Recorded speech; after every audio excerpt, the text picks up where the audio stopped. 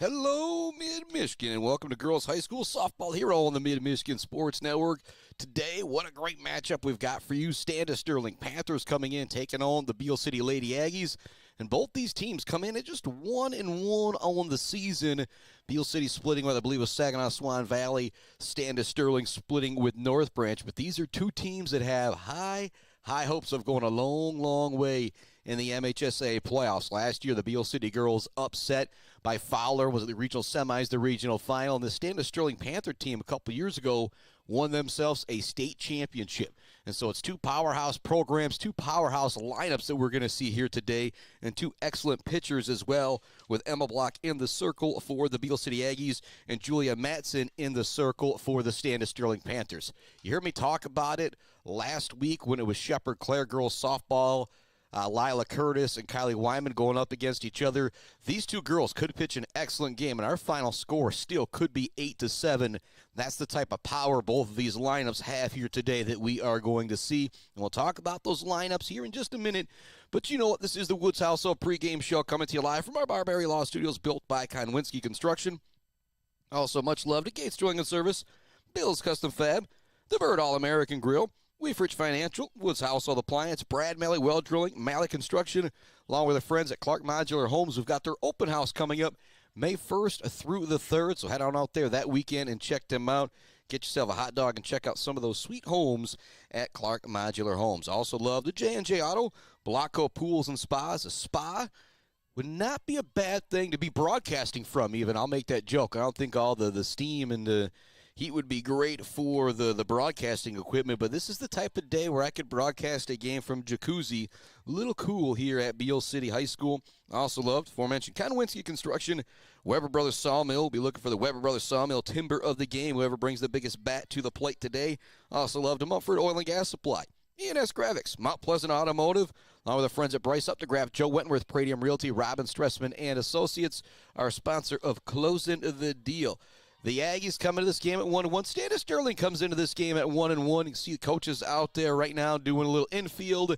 The Aggie girls will take infield next, and infield's a little bit different than the other warm-ups. You can really send a message if you're super crisp and clean out there, and Standish Sterling looking pretty darn good right now. It's the Aggies, the Panthers, coming right up here on the Mid-Michigan Sports Network. We're going to take a break on our Woods Household pregame show. Come back, talk a little bit about this Aggie lineup. They lost some great bats from last year, but as I went through the lineup, I just thought to myself, holy moly, this is a tough lineup. It's the Woods Household pregame show here on the Mid-Michigan Sports Network. We'll be back with more right after this.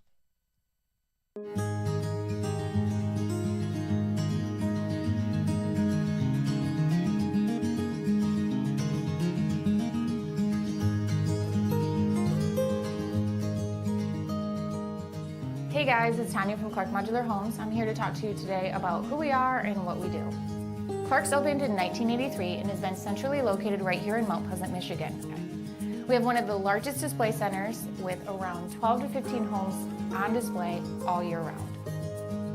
We have a fully experienced staff. We also have an in-house project manager who can pull our permits and coordinate our job from start to finish. We are proud to have an A+ rating with the Better Business Bureau. We are our own contractor, making it a one-stop shop for you for your home building needs. As the owner would say, we can do it all.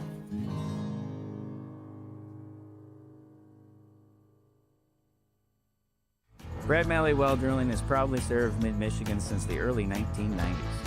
We are family-owned with 3 licensed drillers and over 100 years of experience. We specialize in 5-inch PVC water wells and systems ranging from 2 to 12 inches. Every well we do includes a 5-year warranty and 1-year parts and labor guarantee. We are available 24/7, and you'll always talk to a real person. Call Brad Malley Well Drilling today for a free estimate. Trusted service, generation after generation. Weber Brothers Sawmill has been in the sawmill and logging business since 1950. Weber Brothers Sawmill buys standing timber and logs all over central and northern Michigan with National Hardwood Lumber Association certification. You can be assured of a professional job, from the marking and cruising of your woods through the harvest. Weber Brothers Sawmill is a proud supporter of our local high school student athletes. Blocko Pools and Spas is Mid-Michigan's #1 pool and hot tub destination that will turn your old space into your #1 destination. From delivery of a full pool for the family to the relaxing hot tub for after work for mom and dad. Blockco Pools and Spas does it all. Stop by their showroom on Remus Road to check out their beautiful selection of hot tubs and learn how you can build the pool of your dreams. J&J Auto in Wademan is Mid-Michigan's elite automotive repair shop. J&J Auto offers complete collision repair and mechanical repair. Stop by on Wademan Road or call them today at 989-644-8908. J&J Auto, proud supporters of high school student athletes. Pure sportsmanship is the most important thing in high school sports. When it comes to your home or business, Pure Plumbing just might be the most important thing. If your plumbing isn't pure, don't worry, no one needs to see the other angle. For Pure Plumbing, call 989-644-8928 or visit mipureplumbing.com.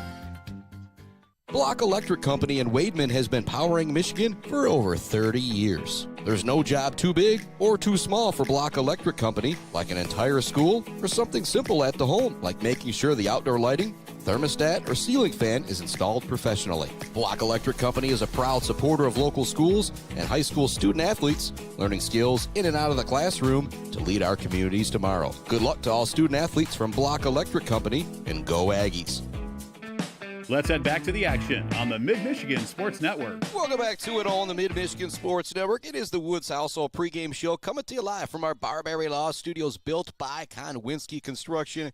Chris Spotman with you here at softball field, Beal City High School. More love going out to our friends at Mount Pleasant Public Schools, Martinez Lawn Care, Bogwai Banga and Bradley, Powell Frame and Collision, Dick Silva Auto Sales, Brickner and Bunker Farm Bureau Insurance Group, Block Electric, The Diner, WW Construction, All Seasons Fireworks, Pure Plumbing, Hanging by a Thread, GNS Mechanical, and our friends at the Maryland Chapman Memorial Fund. You can see the Aggie girls and Coach Antvalik heading out onto the field right now to take their infield. And as I said, it's the type of thing that can send a little bit of message out here. As I see Aryana Brown overthrow at first base as these girls get ready to go for the action here.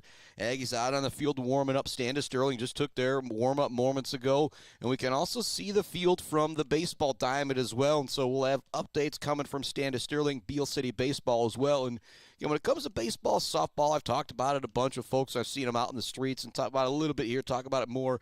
When you got not necessarily the number one, number two pitchers out there, I'll make the joke, when you got me out there on the mound, it can be a tough day for some of those pitchers out there, but it's just not the case in softball.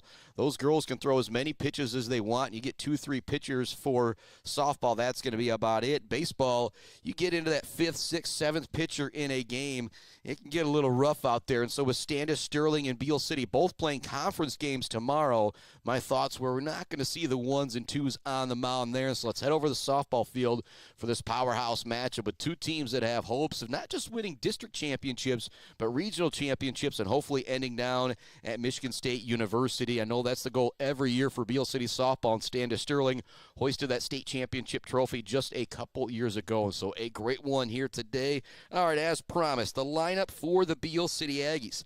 And again, when I look at this lineup, I just shake my head and say there is 0 holes in this lineup.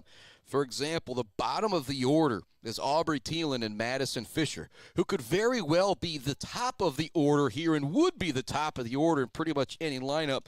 Top of the order is Miss Dakota Dodak wearing number 1. She'll be out in center field. You could see her in the circle as well. The same goes for Lauren Gross, who's batting number 2, wearing number 2, playing out in left field. Batting in the 3rd spot, playing second base as she has her whole softball career, is Miss Macy McKenney wearing number 27. In the circle, batting cleanup, number 9, Miss Emma Block.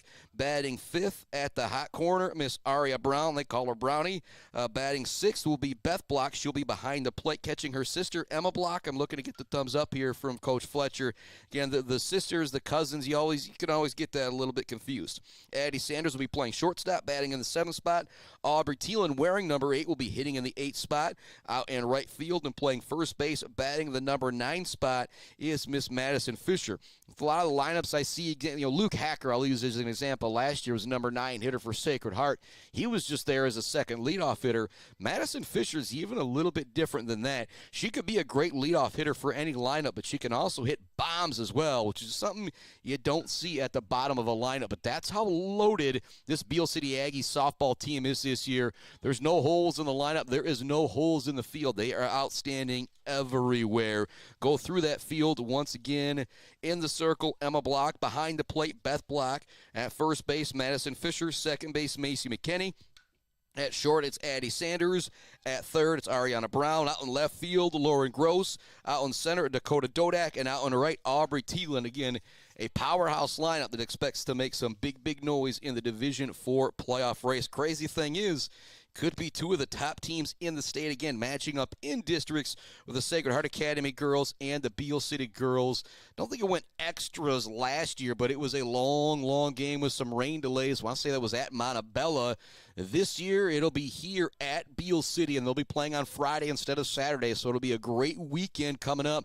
We'll have back-to-back days of district softball or district softball, district baseball. Still waiting to see what the dilly-dally is going to be on all that, but we know what we got today. It's the Beal City Aggie girls taking on Standish Sterling, two teams that know this is going to be a big measuring stick, and two teams that are also thinking, we're finally back out on the softball field. Another break here on our Woods Household pregame show. When we come back, we'll talk about that Standish Sterling lineup a little bit. You're listening, Girls High School Softball on the Mid-Michigan Sports Network. Back with more Woods Household pregame show right after this. Jenna Gates. And Kyle Gates here. We are the 5th generation with Gates Drilling and Service. We've been serving our friends and neighbors in Michigan since 1893. We have the latest and greatest well drilling technology, allowing us to put in wells where others can't. Lake lots and tight spaces are no problem. From our family to yours, thank you, and call at 989-772-7841 for all your well drilling and service needs. Gates Drilling and Service, where Gates goes, water flows. Bill's Custom Fab can handle any job you need, from large-scale steel building projects to fixing your favorite stainless serving pan. Bill's Custom Fab can weld and fabricate anything. Call today at 989-772-5817 or stop by on Gover Parkway in Mount Pleasant. Good luck to all of our local athletes from Bill's Custom Fab. The Bird in downtown Mount Pleasant, open every day but Sunday for lunch and dinner. Delicious pizza, the world-famous Bird Burger, handcrafted, fresh-baked subs, many apps, and much more. There's something for everyone at The Bird in downtown Mount Pleasant, where friends gather like family. The Bird, supporting high school sports in mid-Michigan for nearly 100 years. We have all seen this sticker, maybe in Mount Pleasant, Beal City, Ithaca, or Traverse City. There is a reason you see that sticker everywhere. That's because Dick Sova Auto Sales has been selling sharp used cars and trucks for 3 generations. Stop in to see the Sova family in downtown Shepherd for your next low-mileage, immaculate car, and see why they're known for over 40 years of fantastic customer service. Or you can view their inventory now at DickSovaAutoSales.com. Dick Sova Auto Sales, selling sharp used cars and trucks and supporting sharp student athletes. Powell Frame and Collision knows we all spend a lot of time looking out the windshield. So if yours gets cracked, dented, damaged, or destroyed, Powell Frame and Collision, along with their expert collision service, now offers expert auto glass replacement. Working with insurance, they can replace all makes and all models, including new advanced driver assistance system windshields. Mention you saw this ad and you get $100 off of your windshield replacement. Powell Frame and Collision, downtown Shepherd. For over 4 decades, ENS Graphics has delivered confidence, trust, and peace of mind by providing their customers with expert service and using state-of-the-art technology. We all know in sports, what's on the inside counts the most. But when it comes to your business, school, organization, what's on the outside does matter. If your business needs anything printed, ENS Graphics can do it. If you want your club, team, organization to look good, ENS can help with that. They take your vision and make it their mission. ENS Graphics, a proud supporter of the Mid-Michigan community and their local athletes. Visit ENS Graphics at their location down in Ithaca or visit their website at esgraphics.com. ENS Graphics, printing all things physical. Let's head back to the action on the Mid-Michigan Sports Network. Welcome back inside our Woods Household pregame show here on the Mid-Michigan Sports Network. My bad to Dave McKinney as I stole his spot up here. He's now scrambling around a little bit to get things ready for National Anthem and get things going on Game Changer and whatnot. If you don't have the Game Changer app, I highly recommend you download it. NFHS Network is great for watching all of those games that are in the gym, at the track and field, at the football field. But out here at the baseball, softball diamond, they just don't got all the cameras out here as well. And so Game Changer is a place to go. We kind of keep up to date with everything that's happening with the local schools. So I give you a lot of score updates throughout the game and whatnot. But again, Game Changer. Go check it out. If you want to keep up the teams, check out everything, and then you get a hold of the coach. Might be able to give you some access to some stats and whatnot, too. Again, that is what I recommend you download for baseball, softball season. Very similar to how I recommend the NFHS network throughout volleyball, basketball, and football seasons. So the meeting of the minds happening just moments ago. Umpires out there getting the things ready to go. Two of them here today. Again, a big shout-out was 2 weeks ago in Shepherd. They had to kind of split the umpire crew, and so there was only one apiece. And so, yeah, that was kind of quick work, and it looks like no anthem. We're going to roll right into the game. That's another thing, high school baseball and softball, I've made a joke about a couple times. It's not exactly built for a broadcast, and so sometimes they roll at 3:55, sometimes they roll at 4:01, but when you got a nice day like today and the sun is shining right now, say let's get out there and let's get things rolling right away. Get in the circle for the Aggies of Beal City is going to be Miss Emma Block. Beth Block will be behind the plate. I imagine those two have had quite a bit of practice together. Lineup for Standish Sterling. Keely Peace will be leading things off. She plays out in center field wearing number 21. Batting in the 2 spot is going to be Jalen Yenna. She plays third base wearing number 8. Julia Matson will be in the circle wearing number 13, batting in the 3 spot. Anna Briggs will be hitting cleanup, playing behind the plate wearing number 12. Batting 5th, playing first base, will be Emma Proctor. She's rocking number 27. Wearing number 5 will be Tyla Tunney. She plays out in left field, batting in the 6th spot. Playing short, batting 7th, wearing number 4 is going to be Jordan Milkey. Batting 8th, wearing number 3, playing second base, will be Miss Chloe Markle. And batting 9th, playing out in right field, wearing number 24, is going to be Laken Decker. As I said, this Standish Sterling team, state champions 2 years ago. Not sure how many of those girls were on that roster, but we all know you build that program, you build that momentum. All the girls look to carry it over. I think Beal City football trying to start that type of tradition with the Standish Sterling Panthers.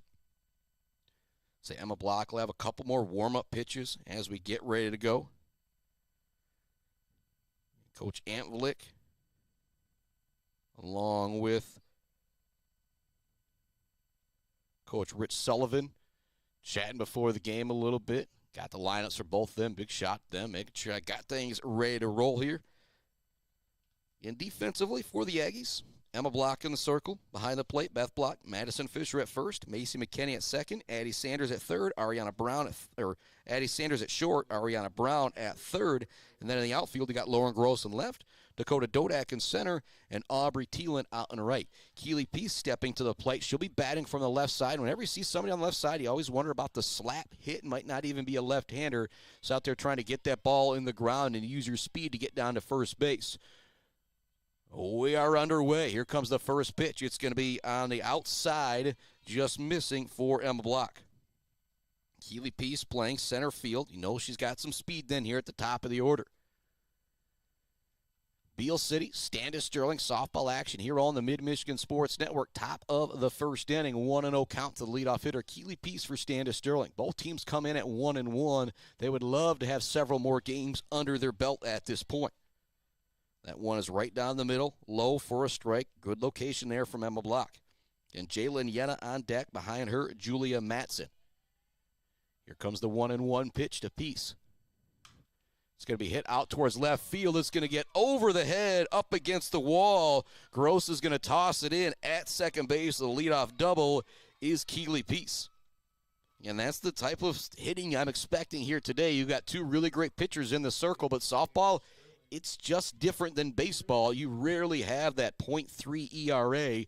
You get really good pitchers. The ERA is more likely going to be in the 2s and the 3s, especially when you're going up against teams like these two, Standish Sterling and Beal City.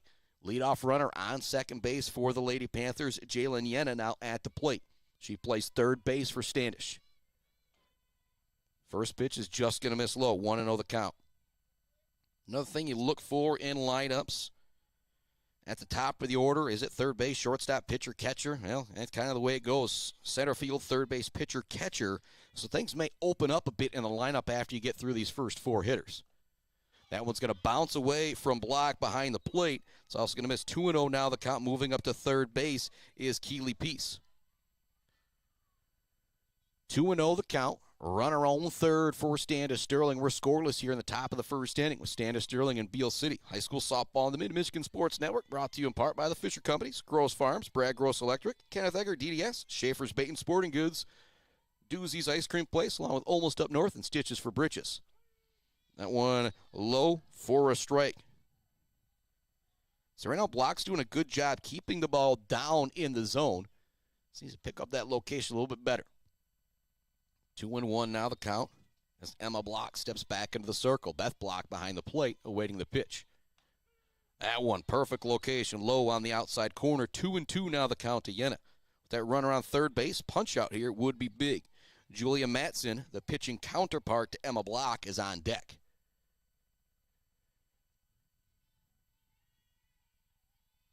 Block has a sign. Here comes the 2-2. Just missing the high corner on the outside part of the plate. That'll run the count full to 3-2. Good eye from Yenna, taking that one with 2 strikes. Yenna steps back in, batting on the right side. Runner at third base is Keeley Peace. There's nobody out, top of the first inning. It's going to be a foul tip. 7th pitch of the at-bat upcoming here for Jalen Yenna. It's a full count. Runner at third base. Still nobody out here on the top of the first inning. Beal City, Standish Sterling, high school softball on the Mid-Michigan Sports Network. Much love Thomas McCann, the crew at Boomer's Lawn Care. Ran to him and the family yesterday at the diner grabbing some breakfast. That one's going to miss outside. It'll be ball 4. Great at-bat there from Yenna. Saw 7 pitches and finally was able to draw the walk. It's going to bring Julia Matson, the number 3 hitter, the pitching counterpart, to the plate. I'll say it throughout the game. These 2 girls at the plate in the circle right now could each give up 5, 6, 7 runs, and they're going to feel really good about their outing. Showing bunt now is Matson. She'll pull it away. Runner looks to take second, and they'll give her second base. It's a job by Yenna taking that, and a good job by Beth Block kind of faking that throw to see if that runner would lead away from third. Last thing you want to do is let that runner come in.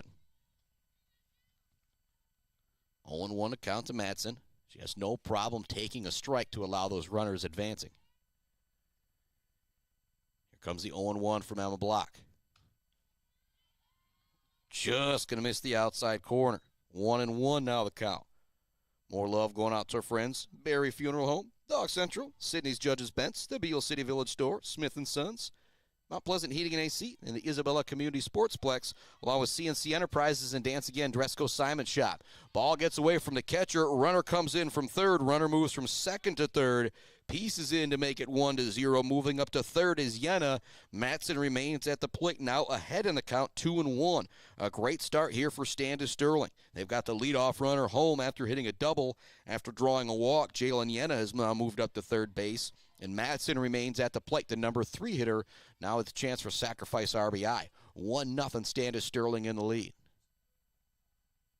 Here comes the pitch from Emma Block. Hits the outside corner, 2-2 now the count to Matson. Anna Briggs is on deck. Emma Proctor behind her. 1-0 Standish Sterling with the lead here in the top of the first inning. Still nobody out. Runner at third base, 2-2 count. This one's going to be hit up the middle. Dodak is going to be able to catch it, but it's a very productive out as it's going to be a sacrifice RBI fly from Julia Madsen. She'll take that all day. Coming in to score from third is Yenna. Now the bases are cleared with Anna Briggs stepping to the plate for Standish Sterling and 1 out here in the top of the first inning.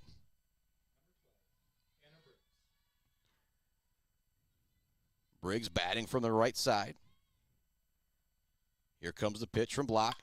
It's going to be hit up the middle. Sanders, no way she could get to it from her shortstop position. A very hard hit ball there. It's going to be a single for Anna Briggs.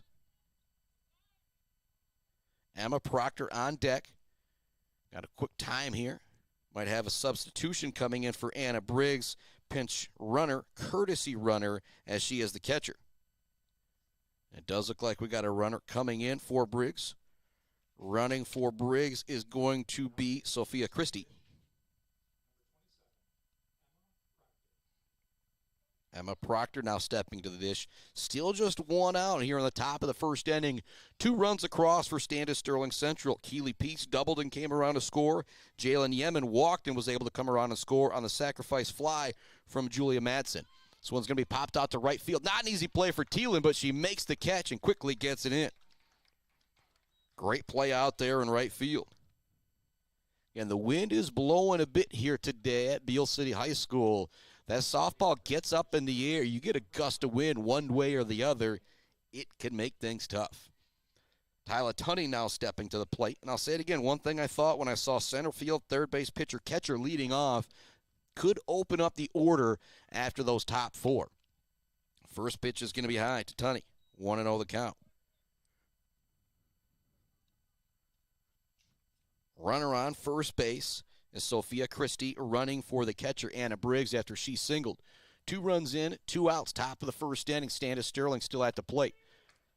Great pitch there from Block for a strike, 1-1. Now the count to Tyler Tunney.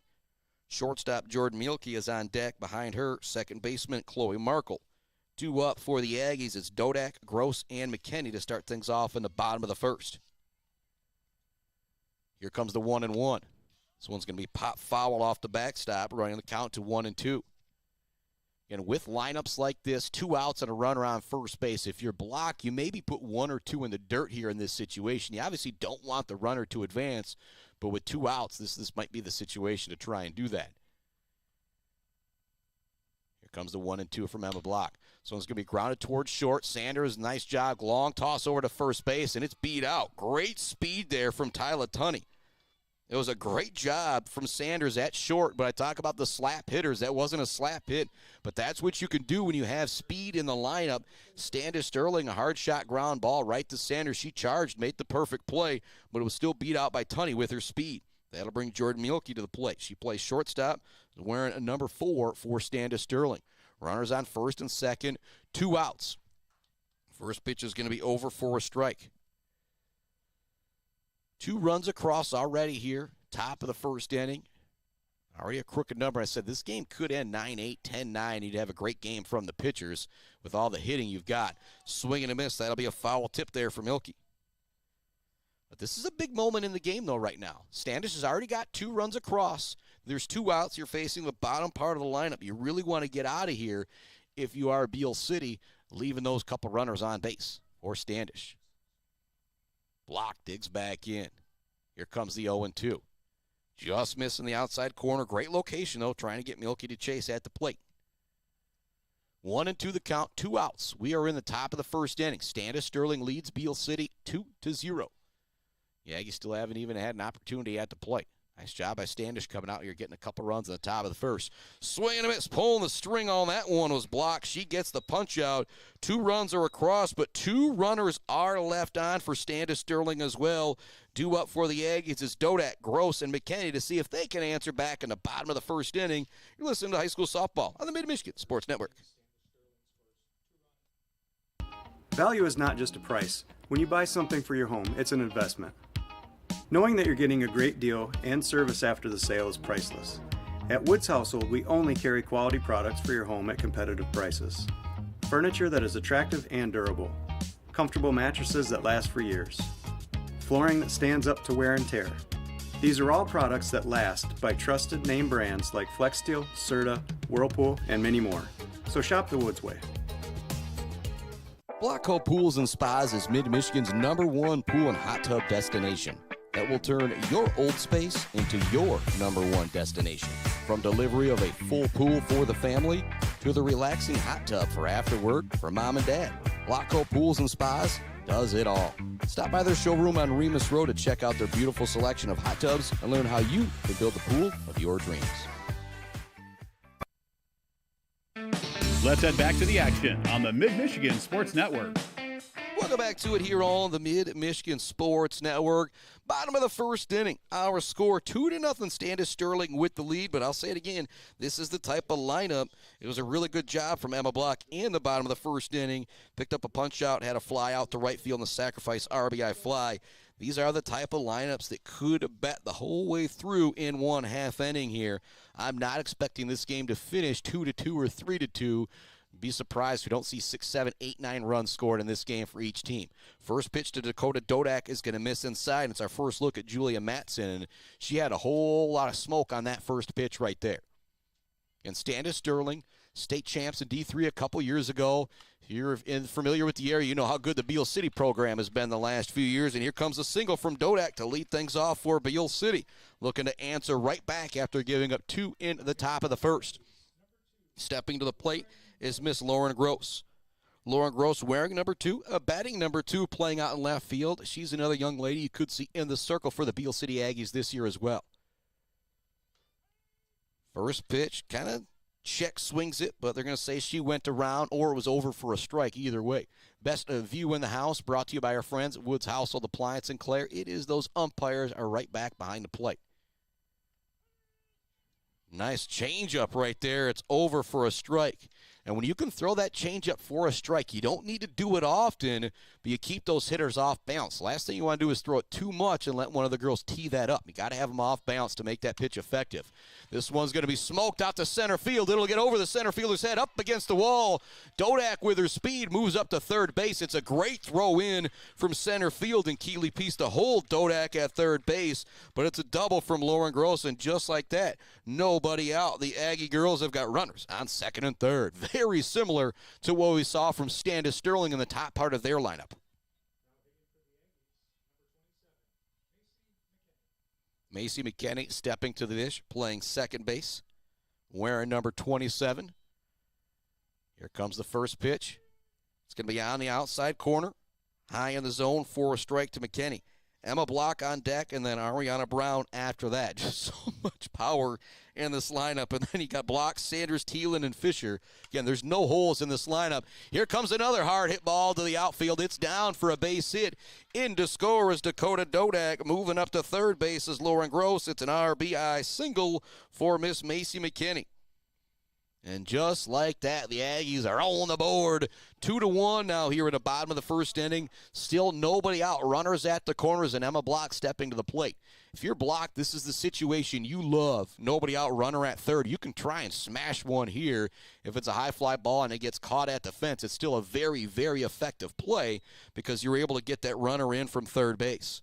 So Block able to swing away here, and with the power she has got, she is definitely a threat to send it out to that 200 mark all the way around the outfield.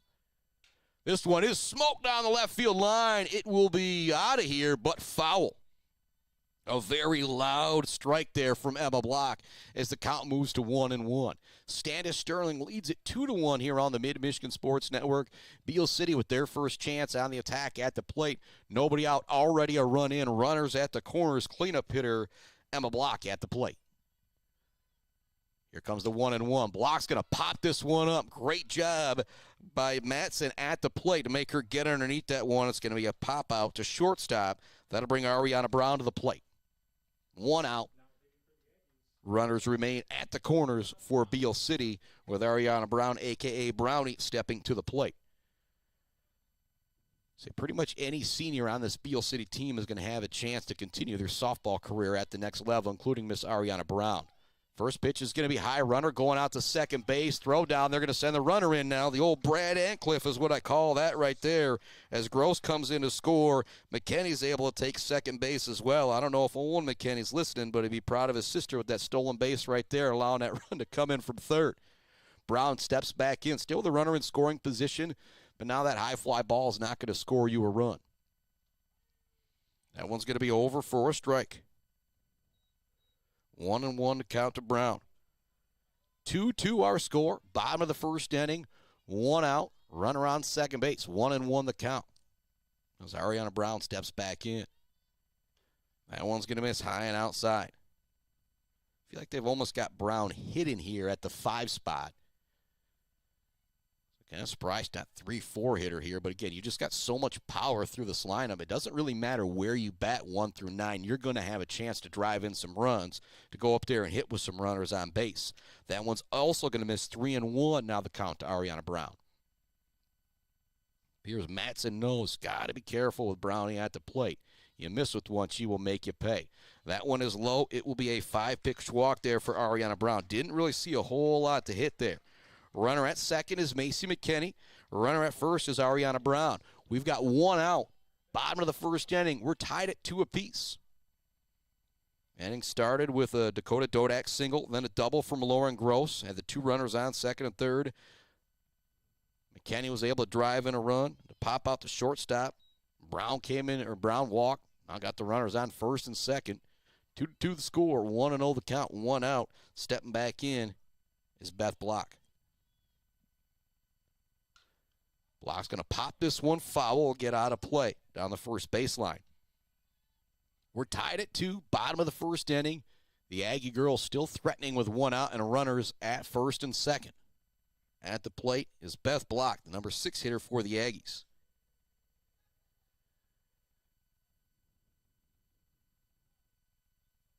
Umpire getting things ready from behind the plate. 2-2 the score, bottom of the first.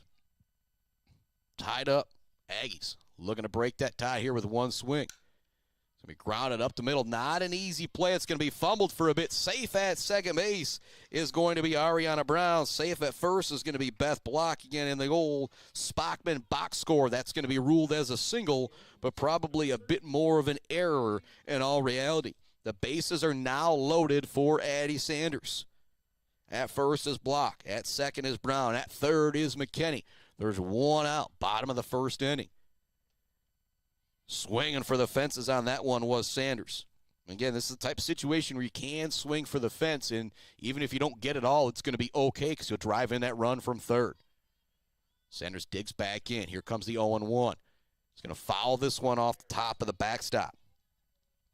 Right fielder Aubrey Thielen on deck. After that, Fisher. Then it's already back to the top of the order for the Aggie girls. There is 1 out. Bases are loaded. 1 out, 0-2 count to Addie Sanders at the plate. Here comes the pitch from Matson. That one's going to be low. A really good take there from Addie Sanders. Best view in the house brought to you by Woods Household Appliance. That one just missing. Dave McLaughlin on the call behind the plate. Actually, my old athletic director out there umping. Trying to pull the string on that one was Matson. It stays high. Sanders didn't look ready for that one, too. Didn't really look off balance. Kind of waited on it and then still held back. Bases loaded, full Lady Aggies. Here comes the 2-2. Hit down the right field line, but it will go foul. We'll do the 2-2 again. Great at-bat here for Sanders. This will be pitch number 6 of the at-bat upcoming. Thielen on deck, Fisher behind her. The Aggies already with 1 run or 2 runs across, and the bases are loaded. Just 1 out still. Great curve or changeup there. Getting the strikeout is going to be Matson. Sanders tried to hold off on it. It did drop over the plate. That'll bring Aubrey Thielen to the plate with the bases loaded. We're tied at 2 here in the bottom of the first inning.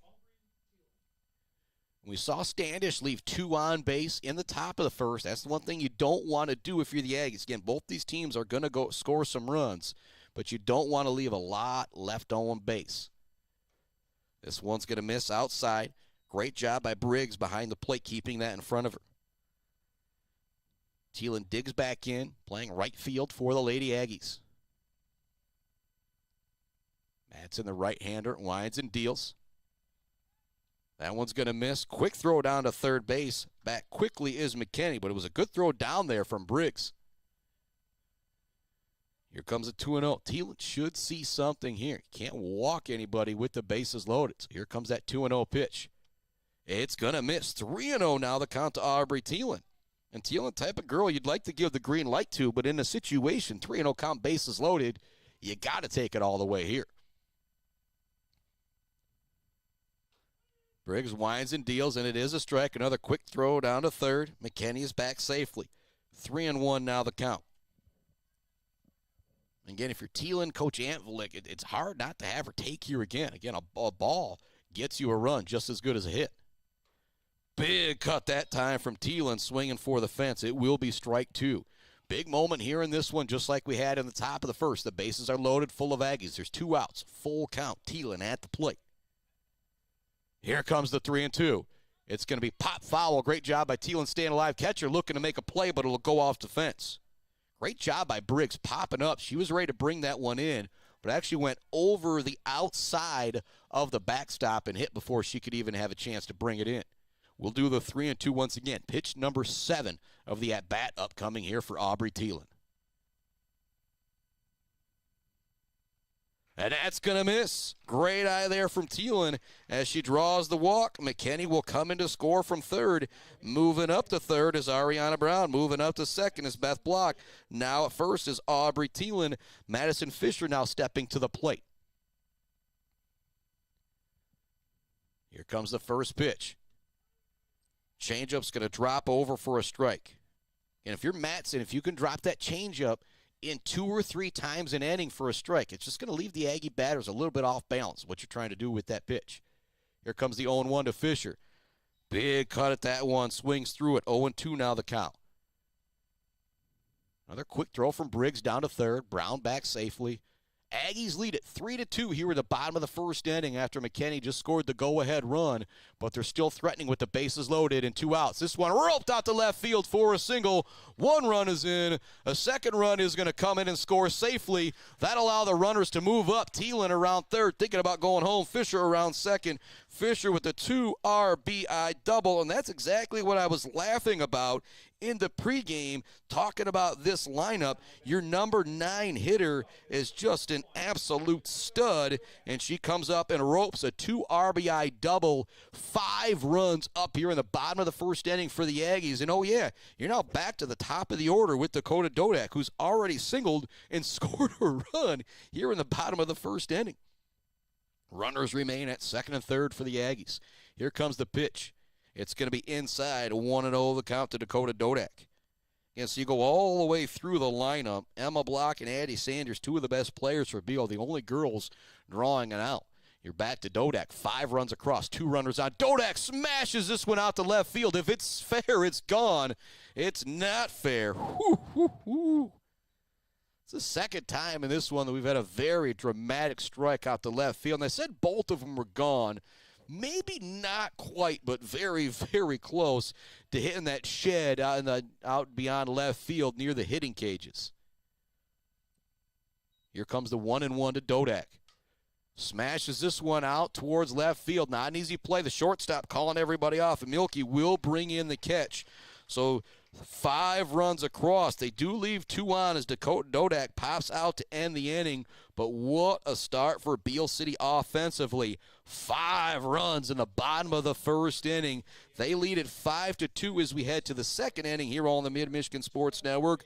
Due Up, brought to you by our friends at Malley Construction, Brad Malley Well Drilling, and Clark Modular Homes. It's Chloe Markle, Lake and Deckert, and then back to the top of the order with Keeley Peace. We'll keep things right here on the Mid-Michigan Sports Network. Much love going out to all of our friends. Barberry Law Studios, you know that's where we're coming to you live from. Also, much love to Gates Drilling and Service, Bill's Custom Fab, the Bird All-American Grill, Clark Modular Homes, Weefrich Financial, sponsor of the Zaid Batchelder Baller of the Game. I also love to Woods Household Appliance, our pregame show sponsor and our sponsor of the best seat in the house. Also love to Brad Malley Well Drilling, Malley Construction, J&J Auto, Blockco Pools and Spas. Again, would not be a bad day to have a spot up here in the press box to call this game from, because it's a little cold. The type of day where if you're out in the sun, it feels pretty good, but if you're in that shade feeling that wind, it is a little brisk. Also love to Konwinski Construction, Weber Brothers Sawmill, Mumford Oil and Gas Supply, ENS Graphics, Mount Pleasant Automotive, and our friends at Bryce Updegraft, Joe Wentworth, Pradium Realty, Robin Stressman and Associates. Chloe Markle, wearing number 3, playing second base, steps to the dish. Block in the circle, zings that one down the middle. It's just going to be low for ball 1 to Chloe Markle. 5-2 is our score. We are in the top of the second inning. Standish with a 2 spot, top of the first, then a big answer from the Aggies in the bottom of the first, putting up 5 runs. Hit up the middle for a base hit. Great piece of hitting right there for Chloe Markle. And I'll say it again, you're at the bottom of the order here for Standish Sterling, and I wondered with that center field, third base pitcher catcher, would that lineup open up? It does not appear so. It appears 1 through 9 can rake for Standish Sterling, just like we saw from Beal City in the bottom of the first inning. This could end up being a 13-12, 14-12 type of game. Trying to get the bunt down. It's going to be a bunt and caught. I look like I saw it out, but it will just be a strike there. Just going to say strike 1 as Deckert steps back in. Batting from the right side, showed bunt there, pulled it back. At third base is Markle. Here comes the pitch from Emma Block.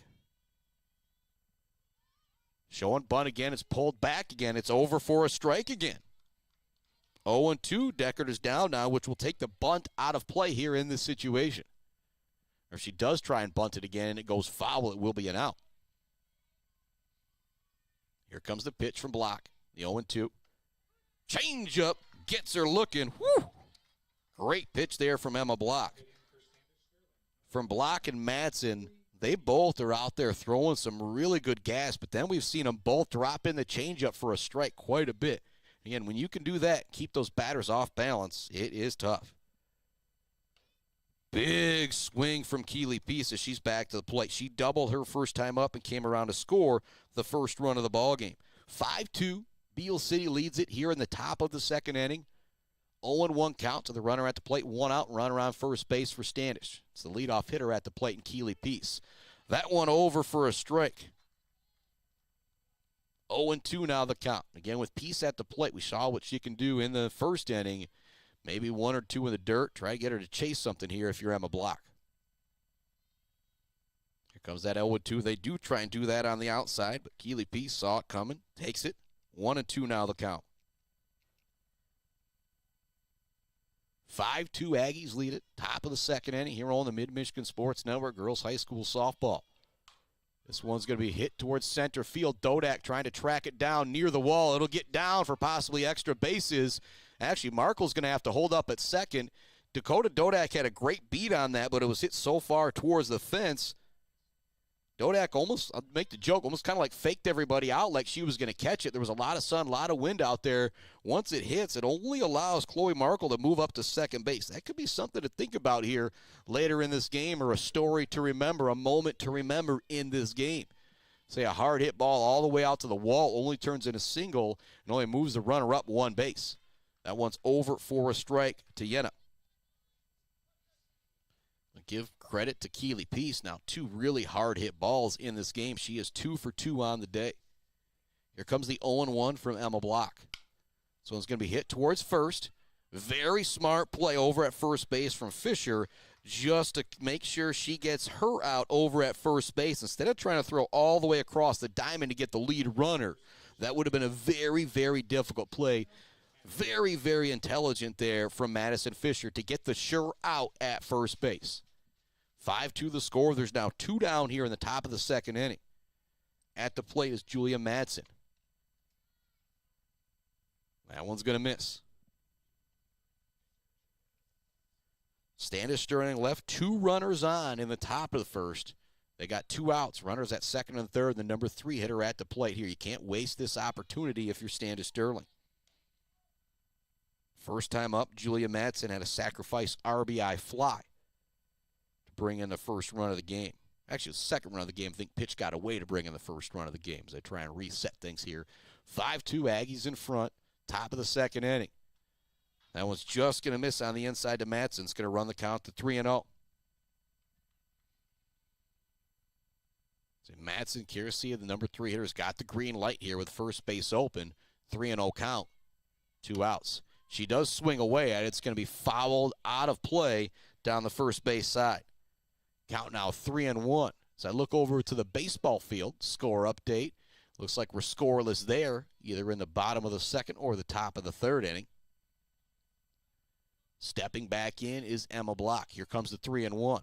Runners at second and third for Standish. Number 3 hitter at the plate. It's roped for a base hit. 1 run is in. A second run coming in to score, and it will. It's going to be a 2 RBI single for Julia Madsen. She has now got 3 RBI on the day through the first 2 innings. Markle comes around to score. Peace is able to come around and score with her speed. It's now 5-4 Aggies in front, and another crooked number for Standish Sterling. But you heard me say it in the pregame. You heard me talk about it in the first inning. This game could end up 9-8, and both these pitchers play very, very well. Anna Briggs now stepping to the plate. She singled her first time up. Would say she was stranded, but they did bring in a courtesy runner for her. Big job right there by Madsen clearing the bases. She now has a courtesy runner out there for her. It's 5-4 Beal City with the lead here in the top of the second inning. The Aggies with 5 across in the bottom of the first. Standish with 2 in the top of the first. Now 2 here in the top of the second. The Aggies still do hold the lead, though. 5-4, 2 outs, top second. Briggs at the plate with a 1-0 count. Here comes the pitch from Block. Swing and a miss. Good movement on that one to get Briggs to swing. Proctor on deck. She flew out to right field her first time up.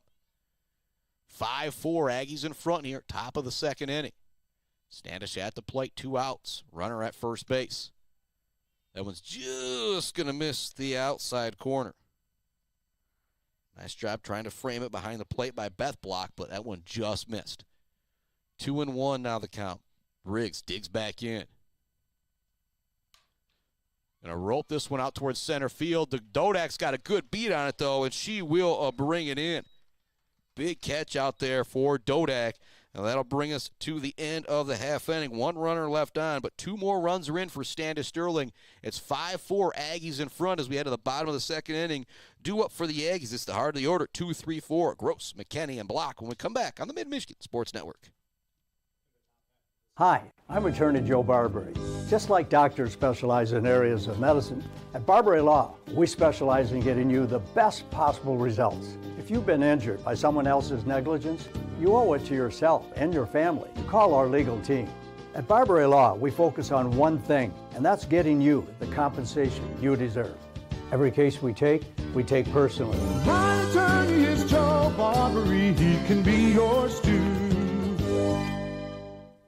Mumford Oil and Gas Supply is your one-stop shop for top quality products and procurement in the Michigan oil and gas industry.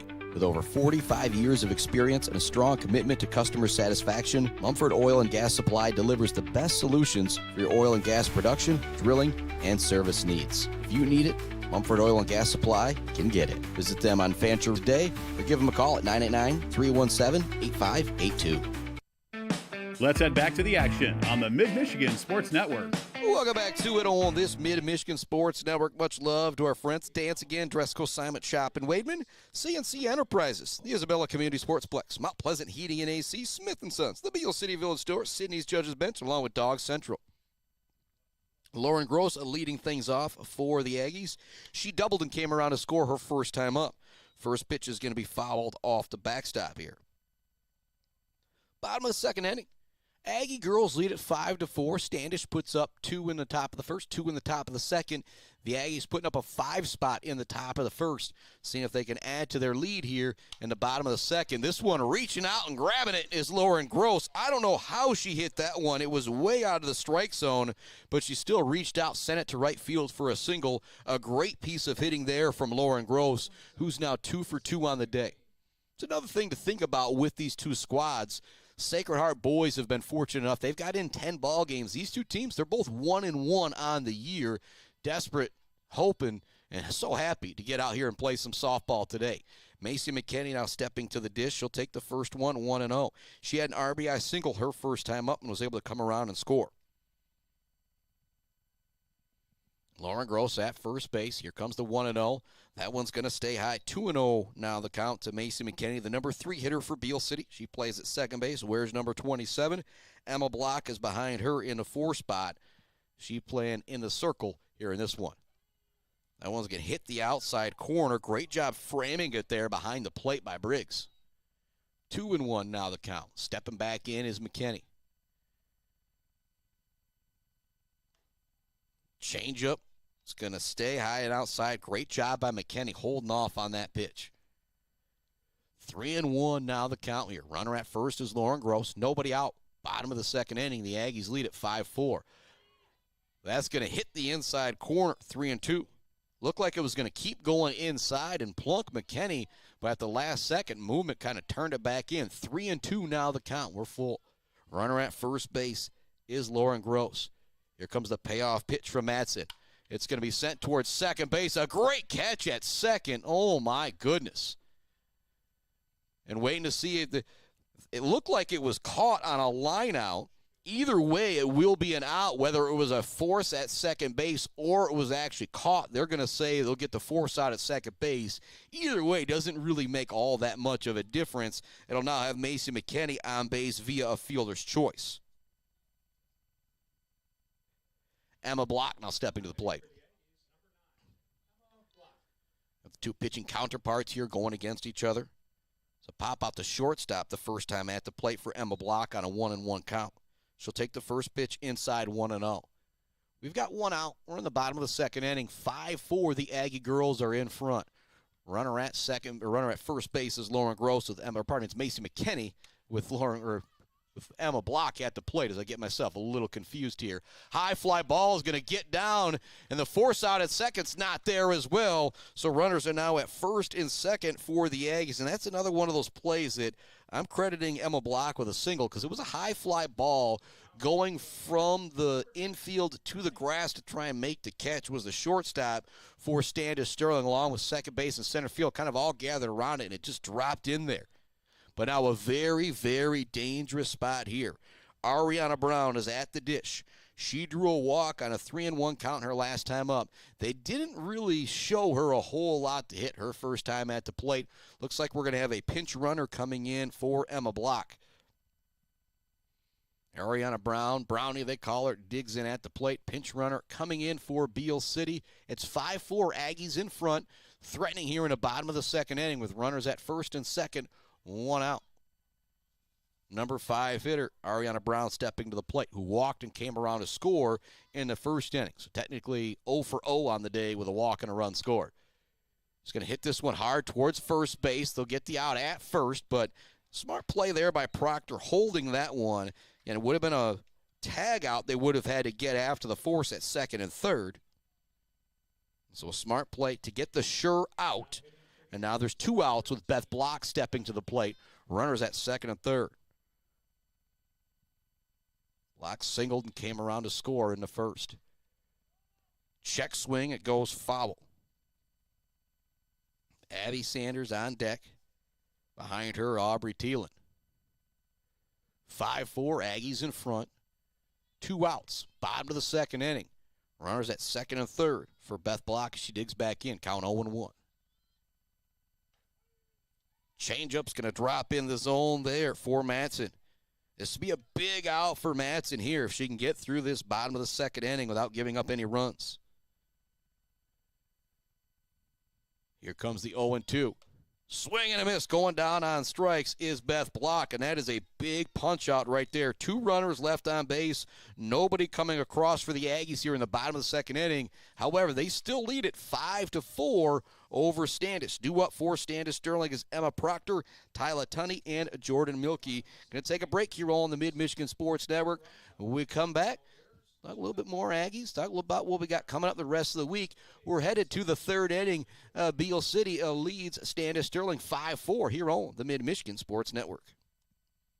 Weaveridge Financial knows it can be incredibly overwhelming to navigate the world of financial planning. With trusted guidance and easy-to-understand advice, you can feel comfortable in your financial future with Weaveridge Financial. Weaveridge Financial assists people in all stages of life with a specialization in retirement and investment planning. Experience the power of working with an advisor dedicated to your success.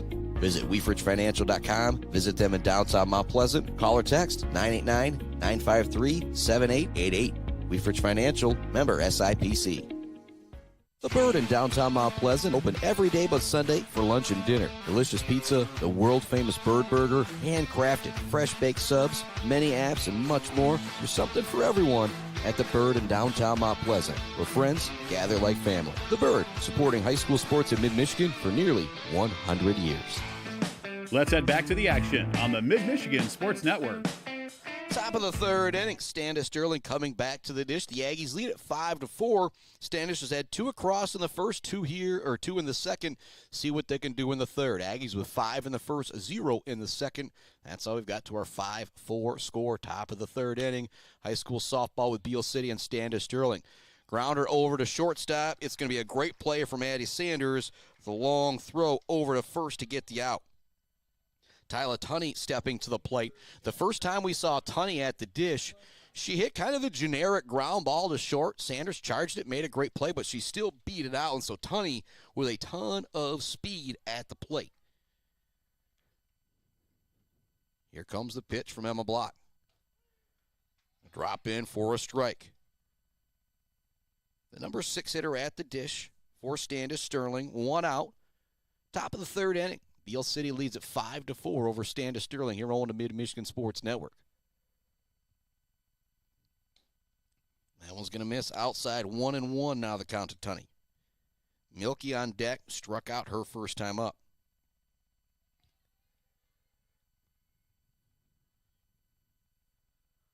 Block back into the middle of the circle. Ready to wind and deal with the 1-1. Changeup's going to stay high. So tomorrow we've got more action for you. We will be in Shepherd for our first look at the Shepherd baseball team as they take on the Pinconning Spartans. Wednesday, Sacred Heart Academy softball on the airwaves. Friday, we're back here in Beal City for Beal City baseball versus Pine River.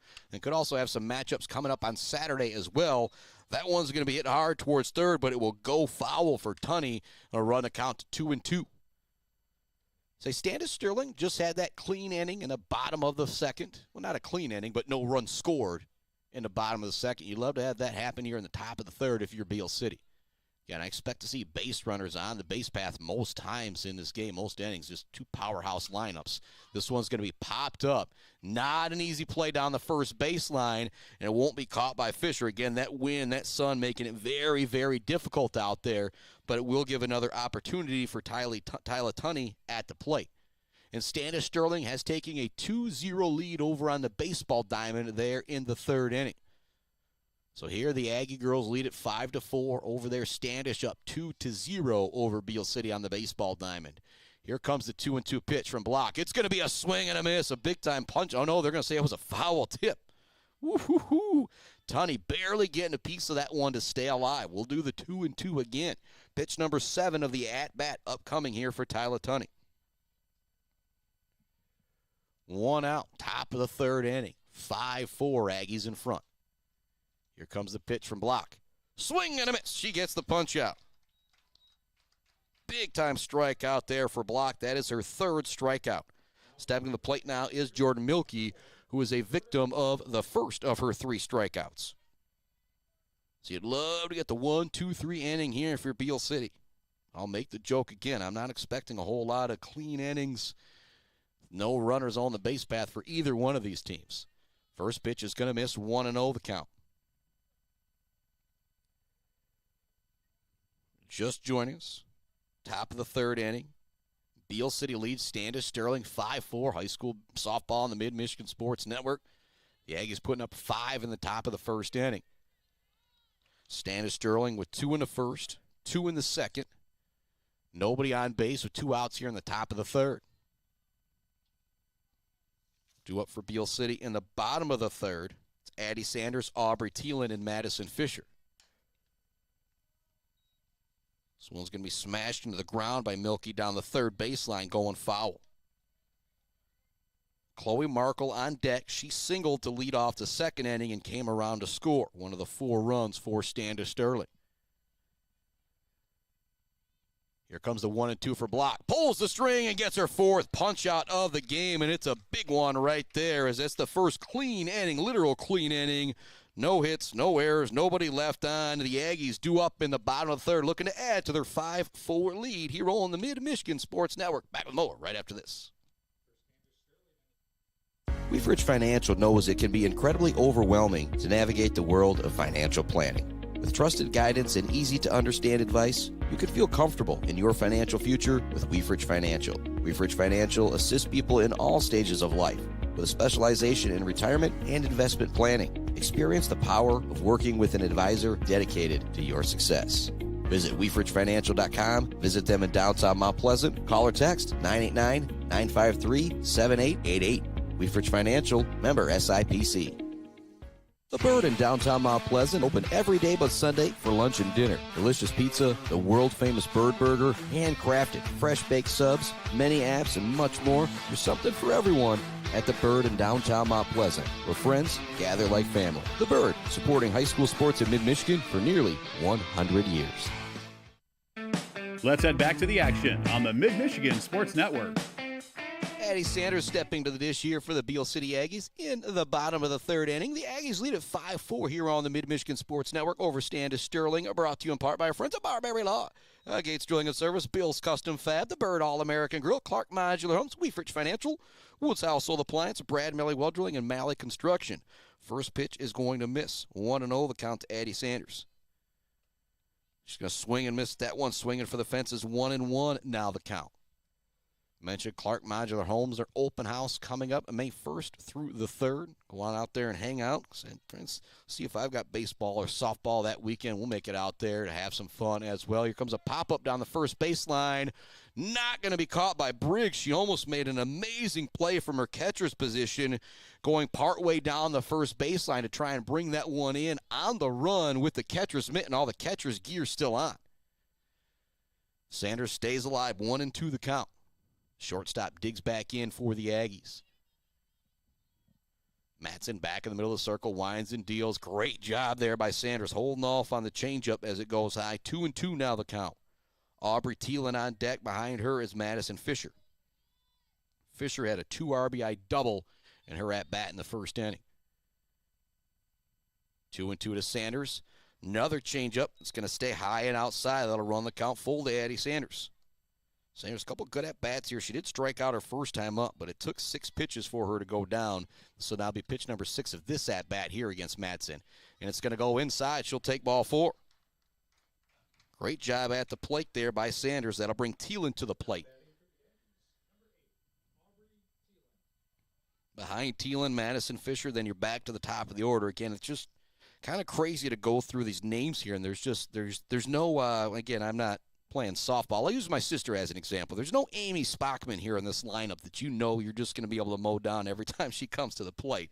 You throw one down the middle against 1 through 9 against Beal City, it's going to get roped. As I say that, Thielen just misses that one as she fouls it back. 5-4 Aggies in front. Bottom of the 3rd inning, leadoff runner on in Addie Sanders. At the plate is Aubrey Thielen. So making sure umpire is all right, but Dave McLaughlin behind the dish is a lot tougher than I am. He's ready to go. Much love to our friends Bryce Updegraff, Joe Wentworth, Pradium Realty, Robin Stressman and Associates, Mount Pleasant Automotive, ENS Graphics, Mumford Oil and Gas Supply, Weber Brothers Sawmill, Konwinski Construction, along with Blockco Pools and Spas, and J&J Auto. Stepping back in is Thielen. Thielen's going to smoke this one off the fence. Count 0-2. Aubrey Thielen, wearing number 8, batting in the 8th spot, playing out in right field for the Aggies. Sanders at first base, ready for a pitch to get away. That one's just going to miss the outside corner. What a take there from Aubrey Thielen. Steps back in. Thielen batting from the left side. 1-2 now the count. Julia Matson winds and deals. That one's going to go high. Great job from Briggs behind the plate, jumping up to catch that one. If it went to the backstop, that would have allowed Sanders to move up to second base. Count now 2-2 to Thielen. 5-4 the score. We're in the bottom of the 3rd inning. Aggies in front. Looking to do some damage here again. 5 in the first. Left 2 runners on in the second. Stepping back in is Thielen. Pitch number 6 of the at-bat up here. Here comes the pitch. It's going to be sent towards the 3rd baseline. Great effort over at 3rd from Yenna. She couldn't quite get there, though. And so two strike foul balls here for Aubrey Thielen. Count remains 2-2. Pitch number 7 of the at-bat upcoming. And this is the type of day, if you're out there in the circle, the sun hitting you probably feels good, but those fingertips are going to get cold eventually. Then things become very tough to control. As I say that one misses inside. It'll run the count full to 3-2. We just had a full count walk from Addie Sanders moments ago. Now Thielen has run the count full. She's fouled off 2 as well. She's going to foul this one off again. This will be pitch number 9 of the at-bat upcoming here for Aubrey Thielen. What a job at the dish. Runner at first is Addie Sanders. Count is full. There's nobody out. Bottom of the 3rd inning. The Aggies lead at 5-4. That's going to miss high for Thielen. What an at-bat for Aubrey Thielen. She draws the rare 9-pitch walk. We now do have a meeting of the minds in the circle. If there is some type of pitching change, we'll send it out to a quick commercial break to hear from some of our great friends. But I said it in the pregame. Julia Matson could give up 9 or 10 runs in this game and still pitch very, very well. The same goes in the circle for Emma Block. They've both given up some runs here in the first couple innings, but I both think they're pitching great. They're throwing strikes. The problem is those big bats at the plate for each team. A lot of times you put the ball in play. Sometimes you hit it right at the – no, not these lineups. They're going to smoke it off the wall. They're going to hit it in between shortstop and third base. You've got very, very talented batters at the plate for each team. Just makes it really tough for each pitcher. And I think that's what you're saying heading out there is just keep on throwing strikes, and we're going to do the best we can. Here comes Madison Fisher on an 0-2 count in the first inning. She had a 2 RBI double. Think about that. Weber Brothers Sawmill Timber of the Game. That Zaid Batchelder Baller of the Game brought to you by our friends at Weefrich Financial. Fisher got her name in and running with that 2 RBI double. First one over for a strike. Here comes the 0-1. Fisher showing bunt. She gets it down to the pitcher. Not an easy play for Matson, and second base isn't there covering.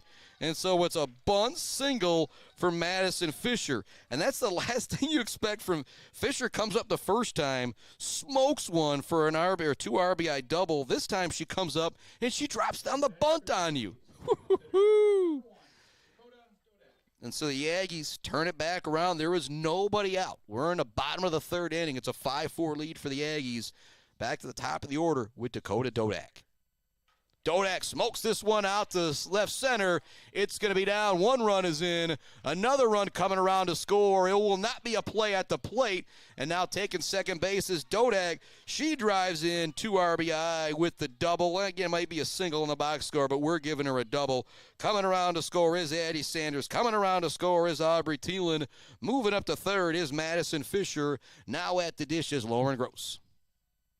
Gross has a double and a single in this game.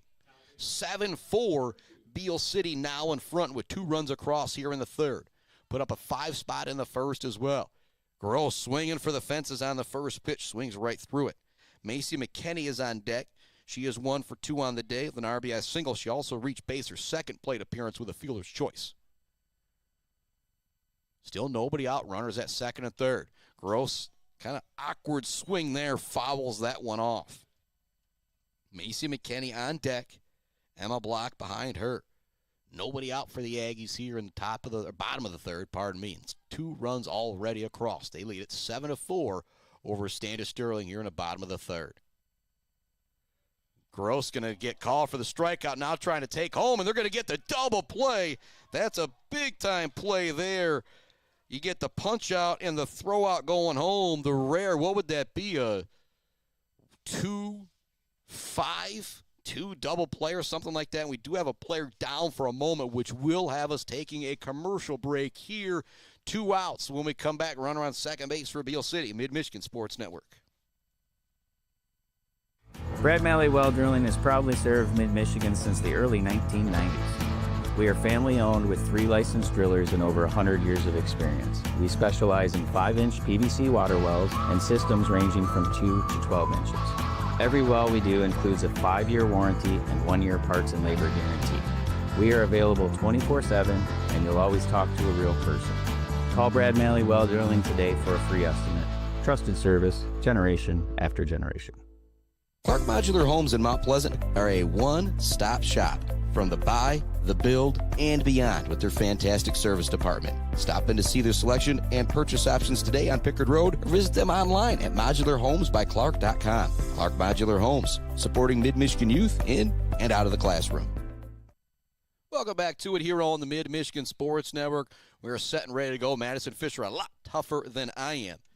But now the situation is different. Still 2 runs across here for Beal City in this bottom of the third inning. But now Macy McKinney is at the plate with a runner on second base as opposed to a runner on maybe second and third with 2 outs. First one is going to miss. Second one, she swings through it 1-1. Now the count to Macy McKinney. 7-4 Aggies in front. 2 here in the bottom of the third inning to push their lead from 5-4 to 7-4. McKinney smokes this one up the middle for a base hit. Coming around to score. Here comes the throw in home. It's a good one. Woo! Sliding in safely is Dakota Dodak. The pitcher, Matson, cut that one off. If she doesn't cut that off, woo, that might have been right on line for the out. McKinney is at first base with her second RBI single of the game. 8-4 Aggies in front. 3 spot here in the third as Emma Block steps to the plate. 2 outs, runner at first base. Block is 1 for 2 on the day. She popped out to short her first time up, singled her second time up. First pitch is going to be over for a strike. And the 2 pitching counterparts going against each other right here. 8-4 the score. You heard me say in the pregame, said a bunch. This could be a 10-9 game and still great pitching performances from each lady in the circle. It's Matson in the circle right now for Standish going up against Emma Block, who I imagine will be back in the circle top of the 4th inning for Beal City. 8-4 Aggies in front. Block's going to hit this one foul down the first baseline. 1-2 count now to Emma Block. Cleanup hitter for Beal City, also in the circle as well in this one.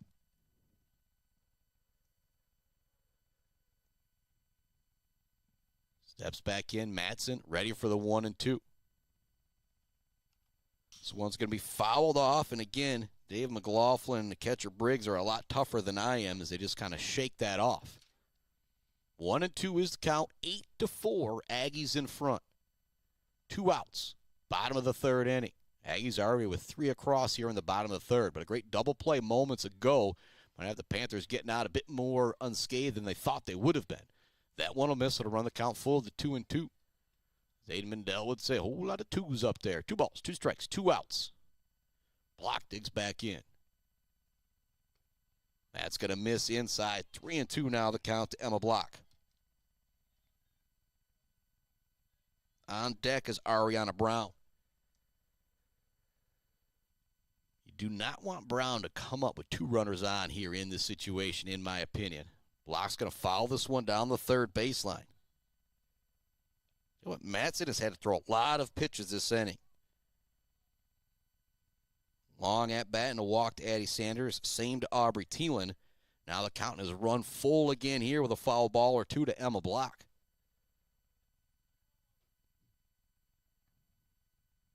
Matson has the sign, looks at, what I'll joke, quarterback wrist there, kind of looks down, has it ready to go. This one's pop foul out of play. Again, just another long at-bat here. So that 3 foul balls after the 2 strikes. He had in the 3 balls as well. Again, just a lot of pitches being thrown out there by Julia Matson in this inning. Credit her for just being a workhorse out there. I believe this is pitch 10 or 11 of the at-bat, and already a double-digit at-bat in this inning for Dakota Dodak. Here comes the payoff pitch. It's going to miss high. Another full count walk surrendered by Matson, but she's doing great out there. Give credit to the Aggie hitters for fouling off 2-strike pitch after 2-strike pitch. And here comes Aryana Brown to the plate. Brown walked and came around to score into first, grounded out to first in the second. Already having her 3rd at-bat here in the 3rd inning. That one's going to miss inside. Fantastic job blocking that one by Briggs behind the dish.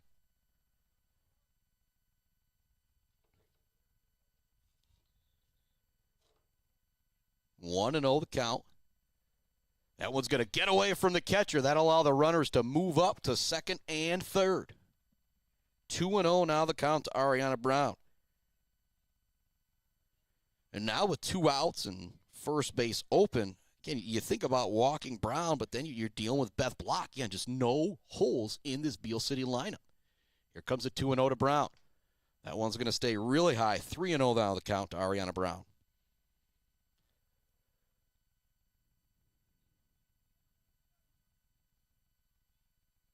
Brown with the pink bat, waving it over the back right shoulder. She's going to swing away at the 3-0. She'll foul it down the first baseline. You can see the confidence Coach Antlick and crew have got in her, letting her swing away at that 3-0. 8-4, Beal City in front. Bottom of the 3rd inning. Runners at 2nd and 3rd for Aryana Brown. 3-1 count, 2 outs. The Aggies already with 3 runs across here in the 3rd. This one smoked up the middle. Pitcher gets a piece of it, but it gets through for a base hit for Aryana Brown and an RBI single. Coming in to score is Macy McKinney. Beth Block at the plate. Behind her is Addie Sanders. As Sanders comes to the plate, this will be the second time in 3 innings that the Aggies have batted around. It's 9-4, Beal City in front. Beth Block digs in, runners at first and second. Block on the day is 1 for 2. She singled in the first, came around to score, and she struck out to end the second inning. Going to pop this one down the first baseline, looking to charge and make an attempt at it is Proctor, but she'll not be able to get there. 0-1 now the count.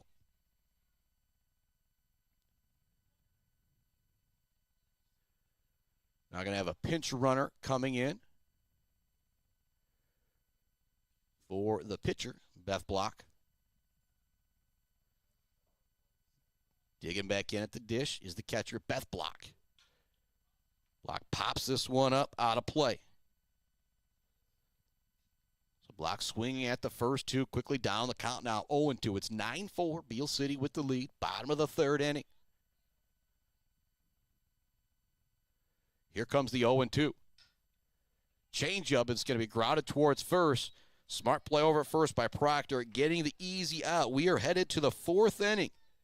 Beal City with 4 more runs across here in this one. They do leave 2 more on the bags. That's 6 left along the bags in 3 innings, but doesn't matter right now. As you lead at 9-4, you start to play some good defense. You're going to feel pretty good about getting a W, but as I say that, we're headed back towards the top of the order for Standish Sterling Central, and their lineup has been a powerhouse in this one. Time for a break here on the Mid-Michigan Sports Network. When we come back, more Aggie, Standish Sterling softball here on the Mid-Michigan Sports Network. Beal City leads at 9-4. Back with more right after this.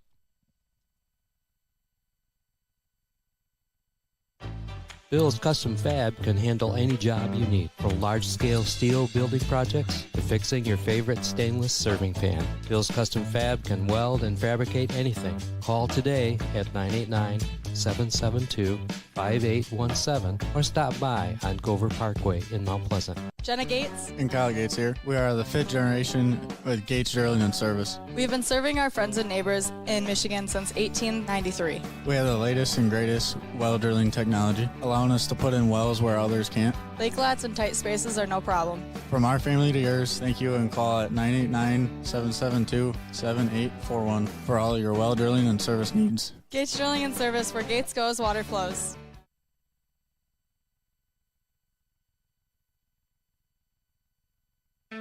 Let's head back to the action on the Mid-Michigan Sports Network. Welcome back to it on this Mid-Michigan Sports Network. We're headed to the 4th inning. It is 9-4, Beal City in front.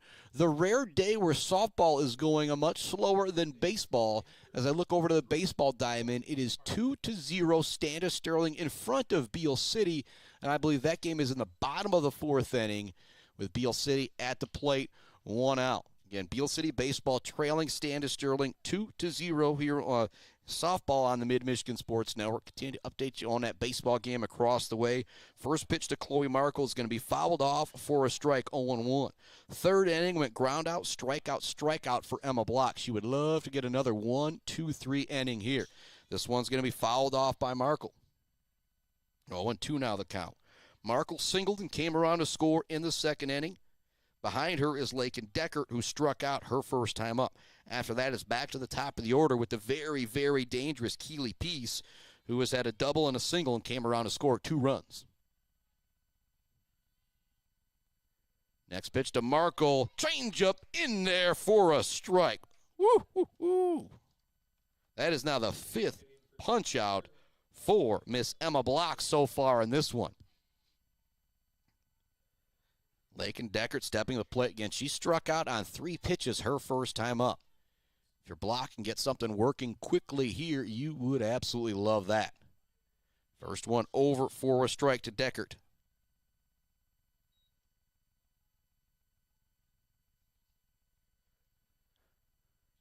Block works back to the middle of the circle. Winds and deals with the 0-1. Swing and a miss there for Deckert. Got 3 straight punch-outs here from Emma Block. She could make it 4 in a row. You think about the way this game started. 2 runs in the first, 2 runs in the second. If you get those 4 straight strikeouts, just missed the high part of the zone there for a looking strike to Deckert. She steps back in. Block back to the middle of the circle. Here comes the 1-2. It's going to go inside. Great job by Deckert. Holding off on that one. It's a Keeley Peace on deck. She's 2 for 2 with 2 of the 4 runs scored for Standish Sterling. This one's going to be popped up towards the pitcher. Coming in for first base to make the play is Madison Fisher. So that's 2 up, 2 down. That's 5, well, technically 6 in a row retired if you go back to the second inning for Beal City now in this situation. But it's back to the top of the order. Keeley Peace is 2 for 2 on the day with a double and a single. She's come around to score both times she's been on the base path as well. That one high and outside. If there's a girl to pitch around for Standish Sterling, get the feeling it might be Miss Peace at the plate. 1-0 the count.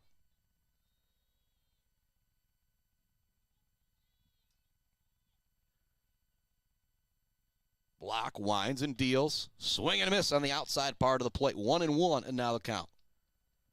Peace plays center field for Standish Sterling. As I mentioned, she's 2 for 2 with 2 runs scored. The Aggies with 9 across here through 3 innings. 5 in the first, 4 in the second. They lead at 9-4.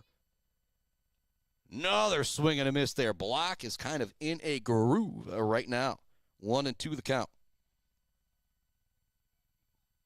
Jalen Yenna is on deck.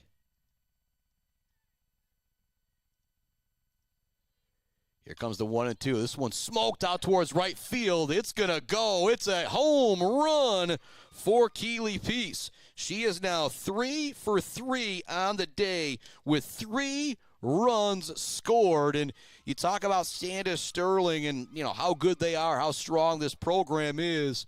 You can see it there at the top of the lineup. If Keeley Peace is not playing college softball somewhere, I hope somebody's listening to this broadcast because she's got college softball written all over her. She is now a triple away from the cycle for Standish Sterling with a single, a double, a home run, and 3 runs scored. Now she needs a little bit of help as she's got 3 of those 5 runs. At the plate now is Jalen Yenna. Yenna playing third base for Standish. She walked back in the first inning, came around to score in the second inning. She grounded out to first.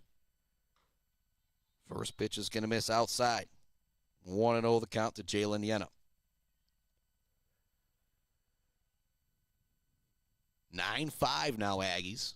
Standish has got to run across here in the 4th on the bomb moments ago from Keeley Peace. Pop up to the outfield. Dodak coming in to make the catch in center field. This will be a fly out to center field, but 1 run it does come across on 1 hit, and it was a monster from Miss Keeley Peace, who's now 3 for 3 on the day with 3 runs scored. But the Aggies have the chance to answer back here in the bottom of the 4th inning. They lead at 9-5. A due-up for the Aggies is going to be Addie Sanders, I think, again, as they kind of bat it around here in the 3rd. I'm going to have to see who comes up here in the 4th because your boy, when I look at the box score, there is a whole, yep, it is Addie Sanders. I did have it right, but it's tough when a team comes to close to batting around, and then I'm like, wait, hang on, I don't got a spot to start here. We'll keep it right here as we head to the bottom of the 4th inning.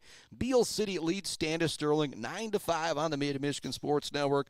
Much love to the Maryland Chapman Memorial Fund, GNS Mechanical, Hanging by a Thread, Pure Plumbing, All Seasons Fireworks, WW Construction, The Diner, Block Electric, Brickner and Bunker Farm Bureau Insurance Agency, Dick Sova Auto Sales, Mount Pleasant Public Schools, Martinez Lawn Care, Martinez Painting, and Martinez Cleaning, along with Bogwai Bang Gun Bradley and Powell Frame and Collision. 9-5 is the score. Beal City in front. Another score update from the baseball field. It's in the 5th inning over there. It looks like Standish Sterling still leads that game 2-0. So good pitchers duel happening over on the baseball field right now. And again, you wouldn't think a 9-5 game is a pitcher's duel, but Emma Block starting to pitch really, really well for the Beal City Aggies, and Julia Matson doing a pretty darn good job as well. You just got some big bats on both sides here. 9-5 Aggies lead as we head to the bottom of the fourth inning. Addie Sanders is going to foul this one off down the first base side. It'll hit the top of the dugout for Standish Sterling. Sanders, technically 0 for 1 on the day, struck out her first plate appearance, but the third inning, she was able to walk and come around and score.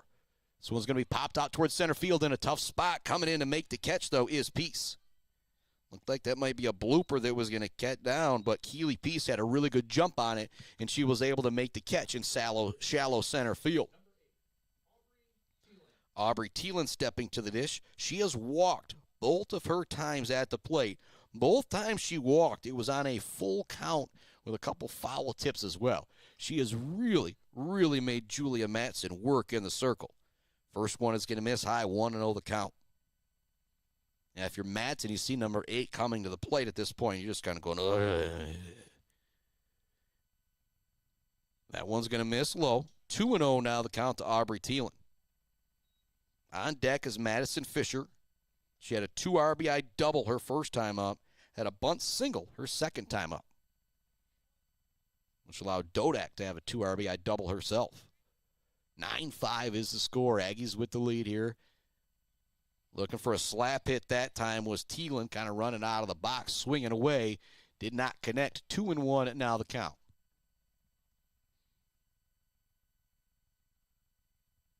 Thielen digs back in. Going to send this one foul off the screen. Count now 2-2 to Aubrey Thielen. And Madison Fisher on deck. That's back to the top of the order with Dakota Dodak. Dodak could be looking at her 4th at-bat in 4 innings. Something you do not see very often. That one's just going to miss. It's going to run the count full to Aubrey Thielen. What do you know? Her 3rd plate appearance, the 3rd time she's gotten to a full count. That is really making a pitcher work. And then she fouls this one off again. Last time we saw Thielen at the plate, it was the 11th pitch, or the 12th pitch might have been, where she drew a walk in the old Spockman math. Shout out to Jen Bukovich. 9-5 the score.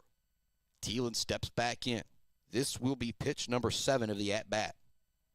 You know, for my match, saw 7 her first at-bat and walked. Saw double digits her second time. Now she gets the quick one down. She's going to beat it out at first base. Aubrey Thielen with quite the game here now. She has seen over, 20, 25 pitches now at the plate, and she's reached base all 3 of her plate appearances. Fisher now stepping to the dish, hitting from the right side with a runner at first. 9-5 Aggies in front here. Bottom 4. 1 out, runner on first base. That one's going to be high, but in the strike zone for Fisher. And Fisher 2 for 2 on the day, 2 RBI double and a bunt single. The single was kind of a great one, kind of fooled everybody to load the bases for the Aggies. That one's going to miss high. Behind the plate, Briggs is ready to make a throw. They know about the speed of Thielen over at first base. Here comes the 1-1. That's also going to stay high. 2-1 now the count to Madison Fisher.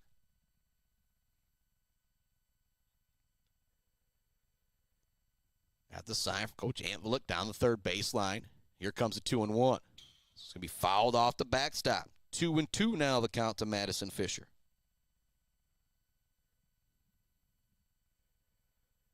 Madsen walks slowly to the back of the circle. Now heads back toward the middle after she looks down at the wrist.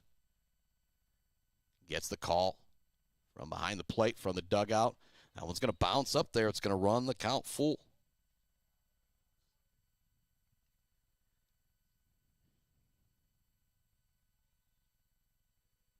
Here comes the payoff pitch. It's going to be a line towards right field for a base hit. Thielen kind of had to duck out of the way of that one. It's back-to-back singles for Beal City. And now they're back at the top of the order with Dakota Dodak, who has singled, scored a run, doubled and scored a run, and also popped out to short. So on the day, Dakota Dodak is 2 for 3, 2 RBI, and 2 runs scored with a single and a double.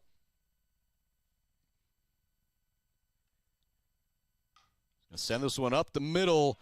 almost caught by Madsen, but it kind of gets through her glove, and that's going to be another single, 3 singles in a row for Beal City. You could maybe rule that one an error on the pitcher, but as you often hear me say, if I can't make the play, I'm not ruling that an error. So here comes Lauren Gross to the dish with bases loaded. She has a double and a single in this game. She struck out her last plate appearance. Big moment now in this one as the Aggies really threatening to open this game up. First one misses the Lauren Gross. 1-0 the count.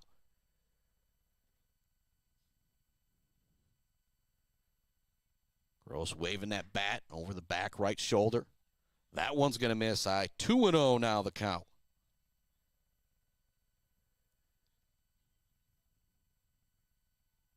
Bases loaded, full of Lady Aggies. We're in the bottom of the 4th inning. They lead at 9-5. 1 out. This one smashed towards center field for Gross. It's carrying. It's up against the wall. Runner looking to go to third. It will be a force out as Fisher did not see that one. I think Fisher thought that one was caught. Just a mistake out there on the base path. But 1 run is still in for Beal City. Coming around to score is Aubrey Thielen. At second now is Dakota Dodak, and it's an RBI single for Lauren Gross.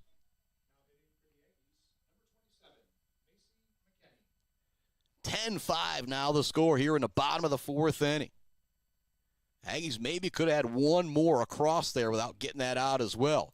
That pitch is going to miss inside to Macy McKinney.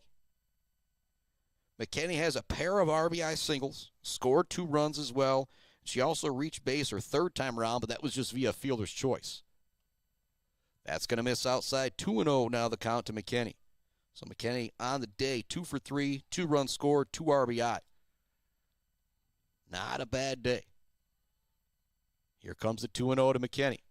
This one's going to be fouled over the backstop. 2-1 now the count to the number 3 hitter for Beal City. Runners at first and second base. We've got 2 outs here in the bottom of the 4th inning. The Aggies lead it 10-5. McKinney digs back in. That one's going to hit the zone. 2-2 now the count to Macy McKinney. Emma Block is on deck. She would love to get an opportunity here with maybe the bases loaded. Here comes the 2-2 to McKinney. Going to send this one out towards center field. Again, that wind, it's not an easy play, but it is caught out there by Keeley Peace. 1 more run does come across for Beal City. They leave 2 more runners on base. The Aggies have left 2 on in every half inning here as we head to the top of the 5th inning. Beal City leads it 10-5 here on the Mid-Michigan Sports Network. Back with more right after this.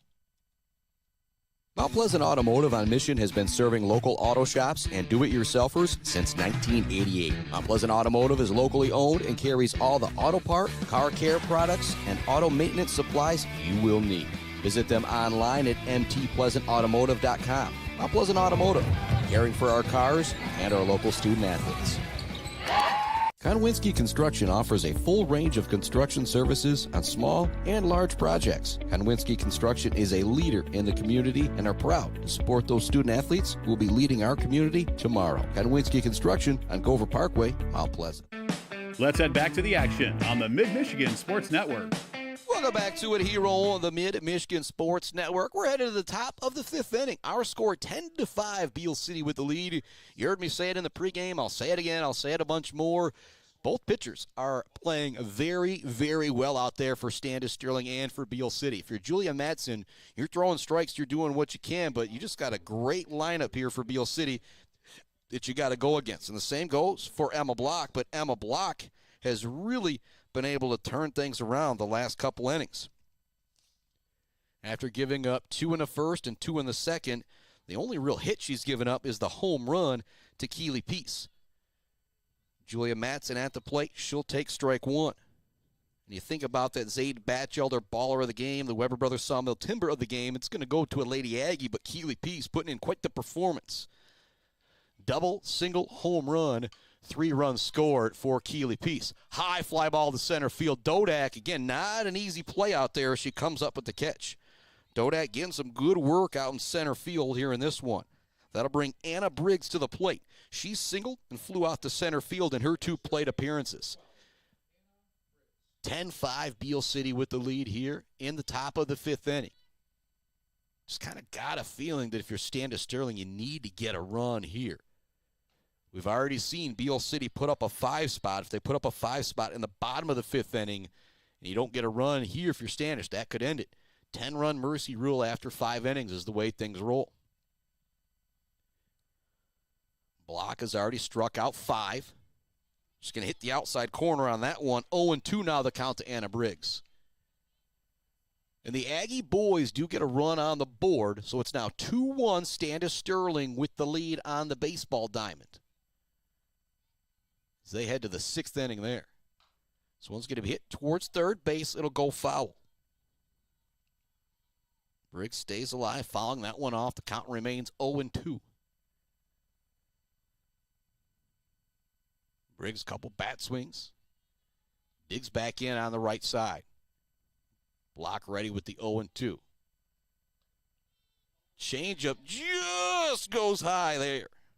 1-2 now the count to Briggs. Great eye there from Briggs. And I always feel like when you get the catcher at the plate, you always got a good eye. Briggs digs back in and ready for the 1-2. Here comes the pitch from Block. It's going to be roped up the middle, but snagged at the circle. I want to say snagged at the mound, but snagged at the circle by Miss Emma Block. You think about our Bill's Custom Fab fabrication of the game.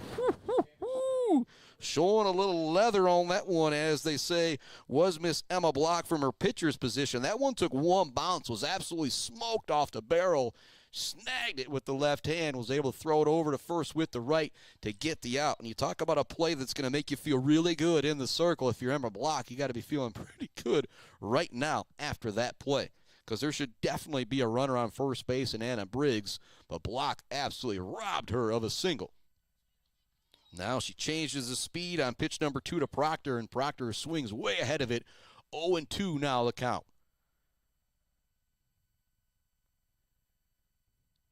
Here comes the pitch from Emma Block on the 0-2. It's going to be smoked out towards left field, and it will be almost caught by Lauren Gross. It gets up against the wall. Gross throws it in. It will be a double for Emma Proctor. And just what it looked like, you might have 9 out of 10 retired for Miss Block in the circle. You get a rope there from Emma Proctor, which brings up the super speedy Tyla Tunney. Tunney's 1 for 2 on the day. Her first at-bat, she just really showed the speed she has out of the right side of the batter's box. As she grounded it to short, Addie Sanders made a good play, threw it over to first, but Tunney was still somehow able to beat the throw. That pitch is going to go high, which will allow Proctor to move up to third base. It's 10-5 Beal City with the lead. I mentioned it. Feel like it's important for Standish to get at least a run in this half inning here, as Beal City, if they put up a big crooked number, could end this game in 5 innings. Here comes the 1-0. It's going to be hit towards third. Great job by Brown charging. Throw over to first is in time for the out. And so now you have 10 of 12 retired from Aryana Brown, which might not seem like a big deal, but with these lineups, with these bats, it's a very, very big deal. Due up for the Aggies, it's Emma Block, Aryana Brown, and Beth Block here on the Mid-Michigan Sports Network. Back with more right after this. Weber Brothers Sawmill has been in the sawmill and logging business since 1950. Weber Brothers Sawmill buys standing timber and logs all over central and northern Michigan with National Hardwood Lumber Association certification. You can be assured of a professional job, from the marking and cruising of your woods through the harvest. Weber Brothers Sawmill is a proud supporter of our local high school student athletes. J&J Auto in Wademan is Mid-Michigan's elite automotive repair shop. J&J Auto offers complete collision repair and mechanical repair. Stop by on Wademan Road or call them today at 989-644-8908. J&J Auto, proud supporters of high school student athletes. Welcome back to it here on the Mid-Michigan Sports Network. 10-5 Aggies in front as we head to the bottom of the 5th inning. Mention it in the top half of the 5th. Felt like Standish probably need to get that run in from third, because at the heart of the lineup coming up for Beal City, they've batted around a couple times or had at least 9 come to the plate twice in this game. Another crooked number from Beal City could end this one in 5 innings. Brown leading things off. Block leading things off. She'll take the first pitch 1-0. Emma Block on the day has popped out to short, singled, and walked. This one's going to be smoked down the left field line, just foul. 1-1 now the count to Emma Block. Block was already trotting towards first base after she smoked that one. Now heading back for the 1-1. Much love to our sponsors. Bryce Updegraff, Joe Wentworth, Pradium Realty, Robin Stressman and Associates, Mount Pleasant Automotive, ENS Graphics, Mumford Oil and Gas Supply, Weber Brothers Sawmill, Conwinski Construction. This one is going to be pop foul down the third baseline, looking to make the catch, and making the catch over in foul territory will be Tunney. And so a fly out to left field will take care of Emma Block in this situation. Bottom of the fifth inning, Aggies lead it 10-5. We've got one out as Aryana Brown steps to the plate. Brown technically 1 for 2 on the day.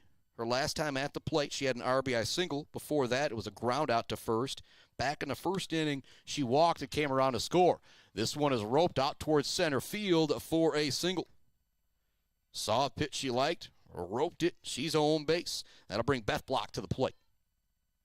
Beth Block singled, came around to score in the first, struck out in the second, and grounded out to first in the third. Block digs in, batting from the right side. Brown at first. This one's going to be popped up. Chance for the catcher, Briggs, to make the play, and she does, just in foul territory. It's the second time we've seen Briggs make a really nice play from her catcher's position behind the plate. Now Addie Sanders will step to the plate. 2 out, runner on first base for the Aggies. Fifth inning, bottom 5. They lead it 10-5. Sanders sends this one out towards right field. It'll get down for a hit, and great piece of running from Aryana Brown. She never stopped. She's all the way into third, and it's a single for Addie Sanders. Moving up to third is Brown. Now stepping to the plate is Aubrey Thielen. And if you're Julia Matson and you see Aubrey Thielen coming back to the plate, you are just really just kind of grunting and just saying, I've really got to deal with number 8 again. Aubrey Thielen has walked twice, and she's singled. She has probably seen about 30 pitches in this ball game. 11 pitch at bat, 10 pitch at bat, 8 pitch at bat, or something like that. It's just been crazy. She takes the first pitch for a strike. Runners at the corners for the Aggies. 2 outs. Bottom of the fifth inning, they lead it 10-5. Little dribbler here, but there's nobody to cover first base. Brown comes in to score from third. Moving up to second is Addie Sanders, and I'm going to call that a infield single there from Aubrey Thielen as she kind of put that in a spot where nobody could really get to. First base had to field it. Second base didn't have time to cover as they had to hold a runner on for a force out. It's now 11-5.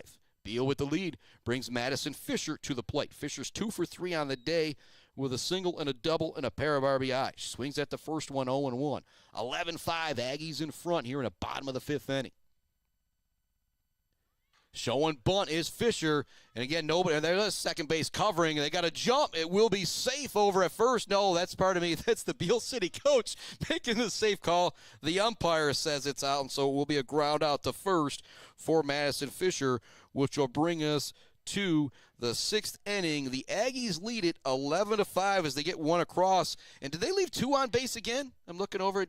And so in the first, in the second, in the third, in the fourth, and the fifth, the Aggies have now left 10 on the base path. That might be the only thing you could harp on in the way they have played here today against a really good Standish Sterling team.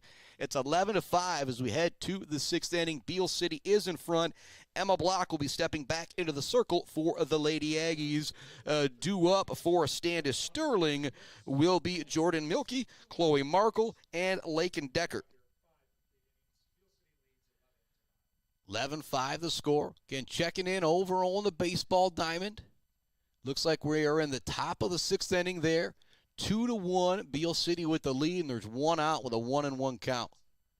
Actually, as you look over there, you've got Beal City in the black, Standish Sterling in the gray. Kind of hard to tell who's what over there. Standish does look like they're trying to take second base. I call a little baseball action now here from the softball press box. 2-1, Standish leads it on the baseball diamond. 11-5, Beal City leads it here on the softball diamond. Jordan Milkey stepping to the plate. She is 0 for 2 on the day with a pair of punch-outs. 5 punch-outs on the afternoon for Miss Block. This one hit right up the middle for a base hit for Milky. As you get the leadoff runner on if you're Standish Sterling, that is a big, big deal. Trying to see the last time.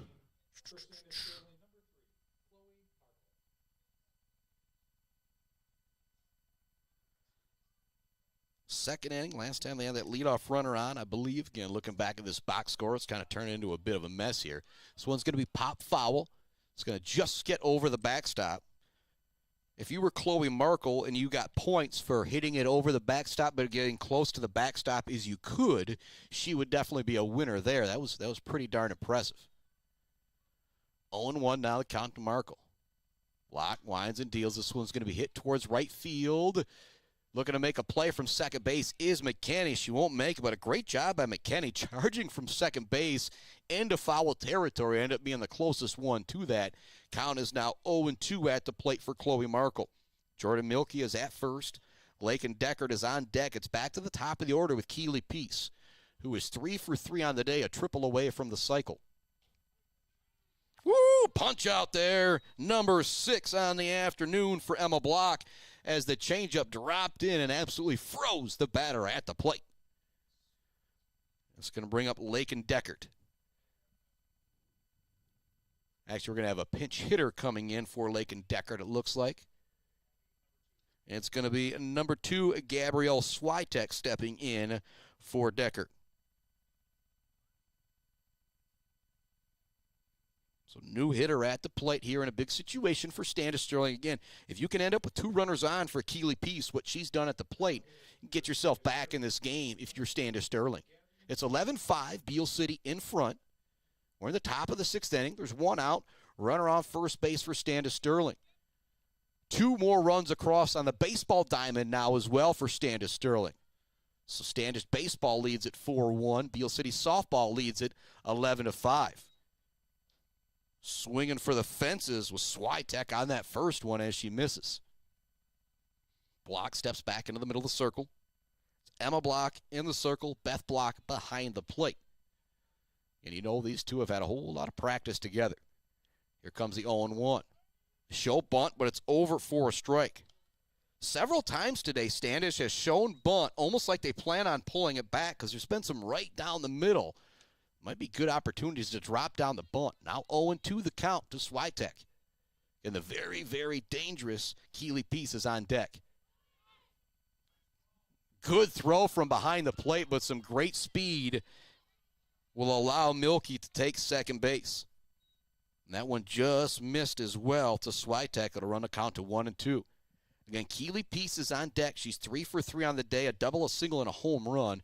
You do not want her coming up with 2 runners on. That one misses as well. 2-2 now the count to Gabby Switek. Top of the 6th inning. 11-5, Beal City in front. 2-2 count for Switek. Here comes the pitch from Block. Just going to miss that outside corner. Will run the count full to 3-2.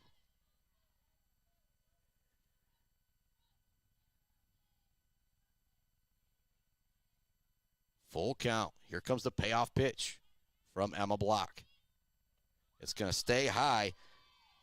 It'll be ball 4, allowing Switek to take her base. That'll bring up Keeley Peace. And you talk about a moment of the ball game. It's 11-5. 2 runners run. Keeley Peace stepping to the plate. And Peace has been as hot as a Blocko jacuzzi in this one. She scored 3 runs. She's had a single, a double, and a home run. She swings at the first pitch. It's down the third baseline. Brown looking to make a play, trying to come in from short as Sanders. They kind of all bump up. Well, they don't bump into each other, but kind of got a little combobbled there. It'll be a foul ball just beyond the third baseline. And so Peace will get another opportunity at the plate. 2 runners on. Keeley Peace at the plate. Coach Antvelik now heading out for the dugout here. Quick conversation, make sure everybody is okay. And maybe not a bad time to make Peace think about things a little bit, because, again, she's been on fire at the plate. In this situation here, might not be a bad decision to walk her as well. Again, I guess Madsen's been solid at the dish as well. Again, at the plate, or pardon me, it'd be Yenna behind Peace, who is technically 0 for 2 on the day, but she has walked and scored a run. Then it's Matson behind her, who was 1 for 3 on the day, but has 1 for 2 on the day with a sacrifice RBI and a 2 RBI single. Peace digs back in on the left side. Here comes the pitch. It's going to miss outside. 1-1 now the count to Keely Peace. Again, she's 3 for 3 on the day. She scored 3 of the 5 runs for Standish Sterling. A home run here would make this a 3-run ball game, would really change the feeling. Here comes the pitch from Block. That's on the outside corner. Great location there from Emma Block. Peace digs back in. Orange bat over the back left shoulder. She hits from the left side. Here comes the 1-2. It's going to be fouled back. The Aggies lead it 11-5. We're in the top of the 6th inning. Best hitter so far today for either team, you could say, is at the dish with 2 runners on. Block ready with the 1-2 again. Here it comes. Swing and a miss. A huge punch out there from Emma Block. Make that number 7 on the day. And you think about the Bill's custom fabrication of the game, it might be that punch out of Keely Peace right there. Whew. What a pitch there from Emma Block to get the punch out. That'll bring Yenna to the plate. 2 on, 2 out. Top of the 6th inning. First one is going to miss high. What a moment, though, in this ball game. Keely Peace was 3 for 3, a home run, a double, a single, 3 runs scored. Big-time punch out there. Block not even letting her put it in play.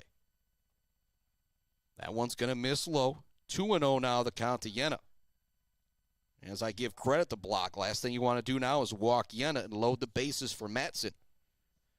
He's had a really solid day at the plate. Aggies lead at 11-5.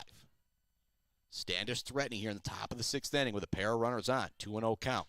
This one's going to be hit down the right field line. It's going to go foul. Thielen giving chase. She won't be able to get there.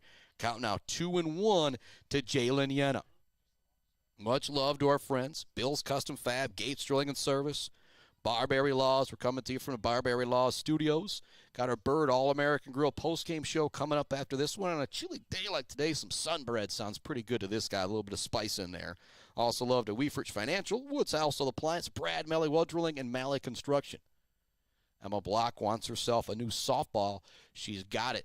2-1 to count. The number 2 hitter, Jalen Yenna, at the plate. There's 2 runners on for Standish Sterling. 2 outs in the top of the 6th inning. The Aggies lead it by 6, 11-5. That's on the outside corner for a strike.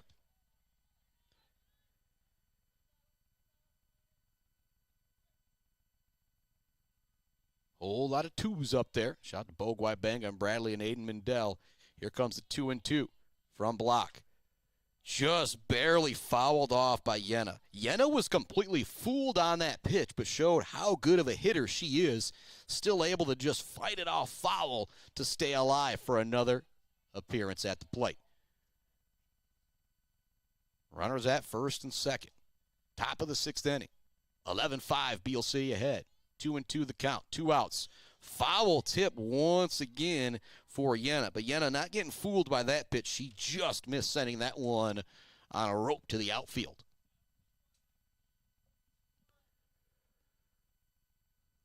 Block back into the middle of the circle. She winds and deals. This one fouled off the backstop once again by Yenna. That is her 3rd 2-strike foul. Count remains 2-2. Pitch number 8 of the at-bat upcoming.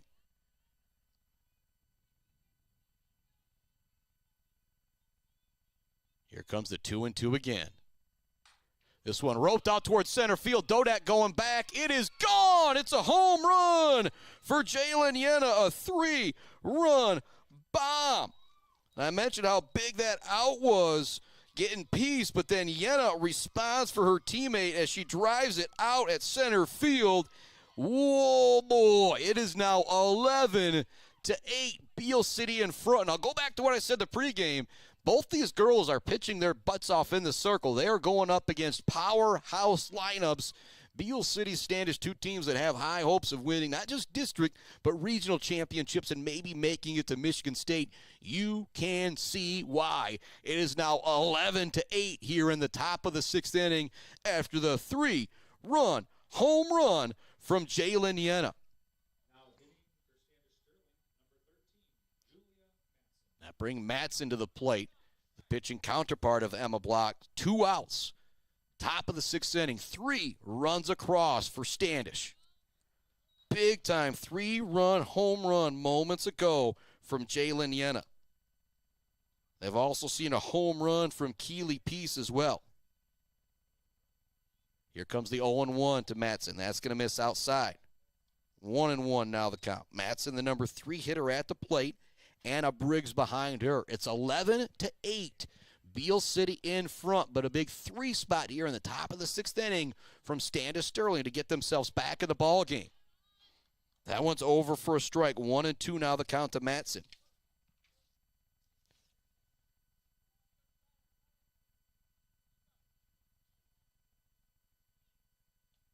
Strike 3 going down on strikes is Matson. That is the 8th punch out for Emma Block in this one. And that was big time right there to get the number 3 hitter after just giving up a big hit. Due up for the Aggies. We're back at the top of the order. Dodak, Gross, McKinney. They lead it 11-8 heading to the bottom of the 6th inning. This one getting really, really good late. Beal City, Standish, softball, Mid-Michigan Sports Network. Back with more right after this. Weber Brothers Sawmill has been in the sawmill and logging business since 1950. Weber Brothers Sawmill buys standing timber and logs all over central and northern Michigan with National Hardwood Lumber Association certification. You can be assured of a professional job, from the marking and cruising of your woods through the harvest. Weber Brothers Sawmill is a proud supporter of our local high school student athletes. J&J Auto in Wademan is Mid-Michigan's elite automotive repair shop. J&J Auto offers complete collision repair and mechanical repair. Stop by on Wademan Road or call them today at 989-644-8908. J&J Auto, proud supporters of high school student athletes. Let's head back to the action on the Mid-Michigan Sports Network. Welcome back to it on this Mid-Michigan Sports Network. Another classic. This one is turning into it's 11-8 Beal City as we head to the bottom of the 6th inning. It's Dakota Dodak leading things off for the Aggies. And that's the thing. If you're Standish, you think, all right, we got some momentum in this game, but then you turn around and look, and there's that powerhouse lineup from Beal City with just absolutely no holes in it. As I look through, every batter from Beal City has been on base. There hasn't been one girl to pitch around in this one, whether it's been a walk, whether it's been a hit, whether it's been a double, whether it's been a smash. Every girl for Beal City has been on the base path at least once, at least actually probably twice if I actually went and looked through things. Bottom of the 6th inning, 11-8 Standish Sterling. If you're Julia Matson, just got some big help, but then here's a blast from Dodak. That one looks like it's going to be gone. It's gone over the right field fence. Dakota Dodak answers right back with a bomb of her own for Beal City. A solo shot.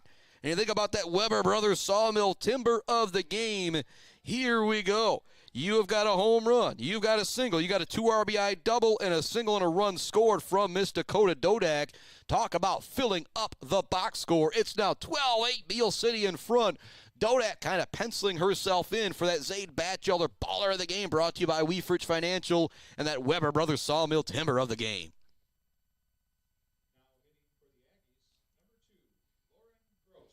Gross now stepping to the plate. Again, you're going to hear me say the stats for these batters. It's just crazy. Dodak is now, she's 3 for 4 on the day. She's got an RBI single. Single got out via fielder's choice. She has a double with a run scored. She's going to foul this one off the backstop, 0-1 to count. And so if you're Standish, you almost feel bad for him. Got a great half inning. Put up 3 to keep yourself in the game. Then the very first batter you see just smashes a home run out to right field. 0-2 now the count to Gross. Just misses that one. Nobody out. We're in the bottom of the 6th inning. It's 12-8 Lady Aggies in front here against Standish Sterling. Again, 2 powerhouse softball programs. Beal City, you know about what they've done the last several years. Grounder towards first. Great play over at first base by Proctor as she nabs that one and takes it over to first base for the out. And just a ground out to first in the box score, but a little bit more dramatic than that. That brings Macy McKinney back to the dish.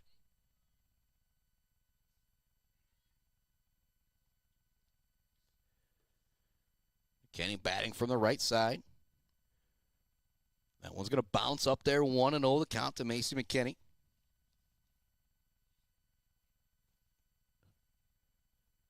(12-8) is the score. We're in the bottom of the sixth inning. This one smoked towards third base. Great play at third. Long throw over to first is in time. That was a great play from Yenna. So back-to-back groundouts and nice plays in the field for Standish Sterling.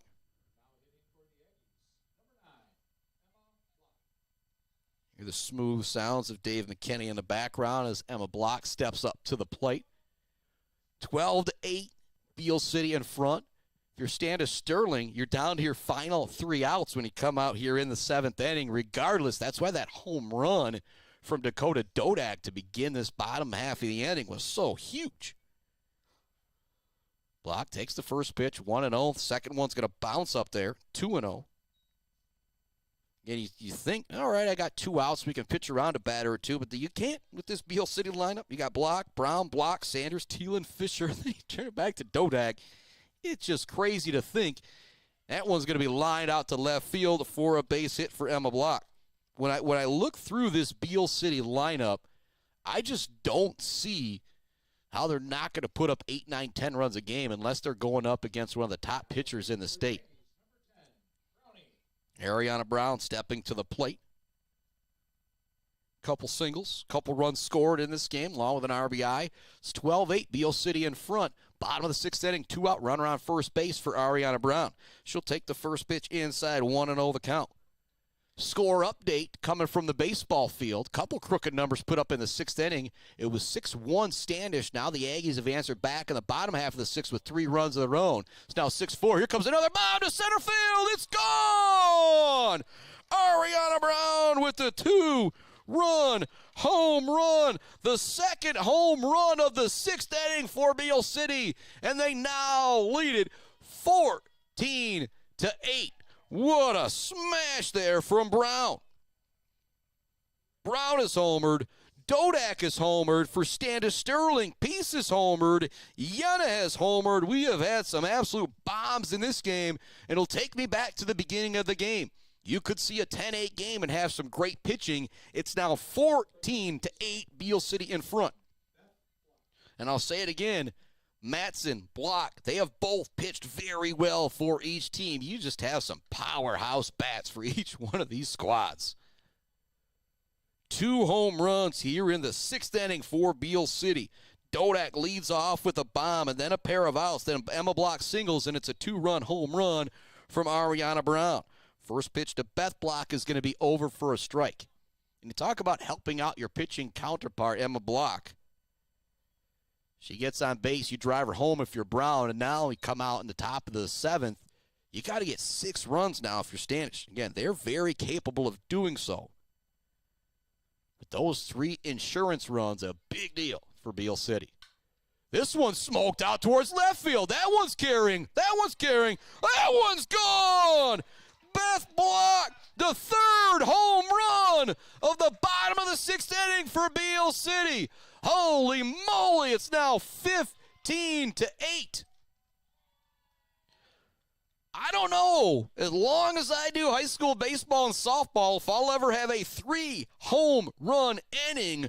What a performance from the Aggie ladies at the plate here in the 6th. We had a home run from Dakota Dodak. Going down on groundouts was Lauren Gross and Macy McKinney. Then Emma Block singled, then a 2-run home run from Aryana Brown, then a 2-run home run from Beth Block. And the last thing you want to do right now from Standish is make a pitching change, but after what happened, you just kind of had to in this situation. So it does look like we'll have a new pitcher in the circle for Standish Sterling as the score is now 15-8, Beal City in front. We'll take a commercial break here on the Mid-Michigan Sports Network. Let them get warmed up. We'll come back right after this. The Aggies have opened things up. It was 11-8 heading to the bottom of the sixth inning. 3 bombs have now got it to 15-8. Aggies in front. Back with more right after this on the Mid-Michigan Sports Network. Value is not just a price. When you buy something for your home, it's an investment. Knowing that you're getting a great deal and service after the sale is priceless. At Woods Household, we only carry quality products for your home at competitive prices. Furniture that is attractive and durable. Comfortable mattresses that last for years. Flooring that stands up to wear and tear. These are all products that last by trusted name brands like FlexSteel, Serta, Whirlpool, and many more. So shop the Woods way. Block Pools and Spas is Mid-Michigan's #1 pool and hot tub destination that will turn your old space into your #1 destination. From delivery of a full pool for the family to the relaxing hot tub for after work for mom and dad, Block Pools and Spas does it all. Stop by their showroom on Remus Road to check out their beautiful selection of hot tubs and learn how you can build the pool of your dreams. Let's head back to the action on the Mid-Michigan Sports Network. Welcome back to it on the Mid-Michigan Sports Network. Addie Sanders stepping to the dish. The bases are empty because there has already been 3 home runs for the Lady Aggies here in the bottom of the 6th inning. Dakota Dodak hit a bomb, Aryana Brown hit a bomb, and Beth Block hit a bomb. It's 15-8. Beal City in front. Beal scored 5 in the first, 4 in the third, 1 in the fourth, 1 in the fifth, and now another 4 spot here in the 6th as Addie Sanders steps to the plate facing a new pitcher in Keeley Peace. First one is going to miss 1-0 the count. After Sanders, you have Aubrey Thielen on deck, who has reached base all 4 plate appearances, 3 of them on walks that just saw nearly double-digit pitches. Turning up the gas on that one was Peace. Trying to catch up with it was Sanders, but she swings through it. 1-1 the count. Bottom of the 6th inning. Aggies lead at 15-8 here on the Mid-Michigan Sports Network. Here comes the 1-1. This one popped out towards right field. Coming in to make the catch will be Deckert. And that will be the 3rd out. But holy moly, some dramatics in the bottom of the 6th inning as the Aggies put another 4 spot on the board. And for the first time today, they do not leave any runners on base. They sent them all across. It is 15-8 Beal City with the lead as we head to the top of the 7th inning. If you're Standish Sterling, you have to score 7. And even if you score 7, even if you score 8, 9, 10, you still got to send Beal City back to the plate, which is just a very, very dangerous thing. You do have 4, 5, 6 coming up if you're Standish Sterling, Anna Briggs, Emma Proctor, and Tyler Tunney. Start to think about our Bird All-American Girl post-game show and some of our accolades.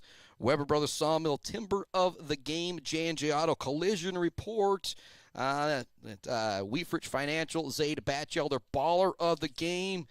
I kind of mentioned it, kind of penciling herself in right now is Dakota Dodak.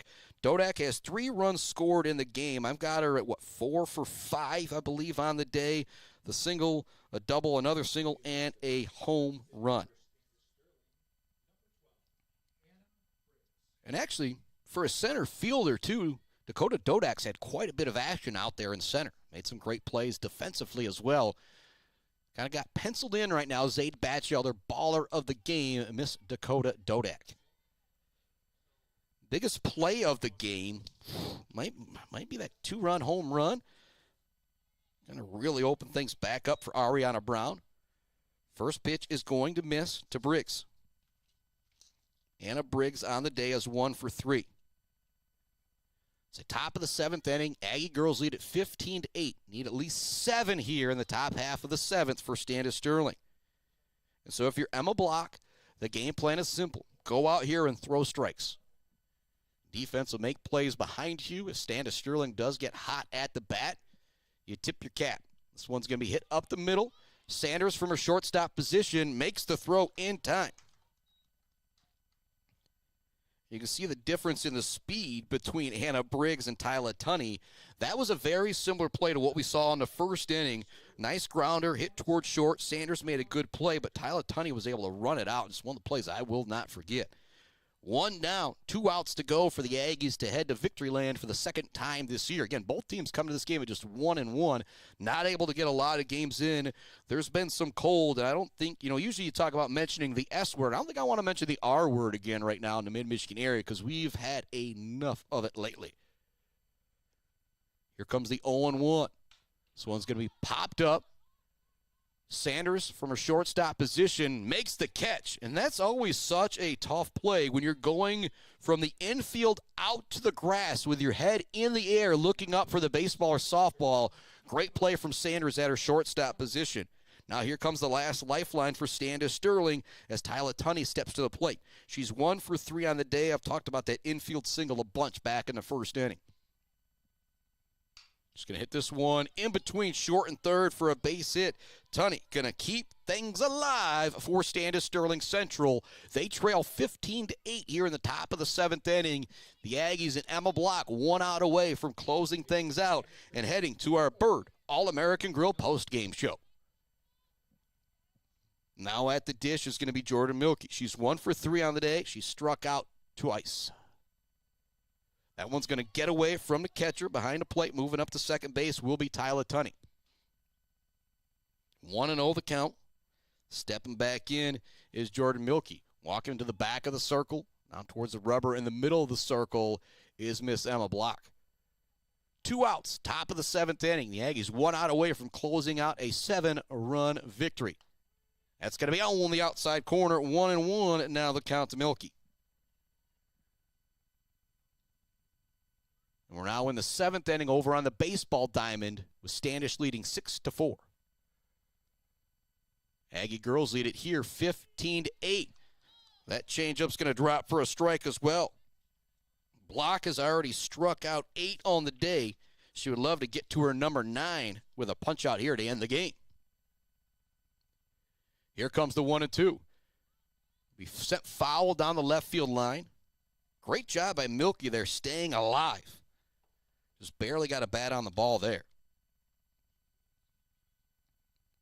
1-2 the count. There's 2 outs. Runner at second base for Standish Sterling. Aggies lead at 15-8 here in the top of the 7th inning.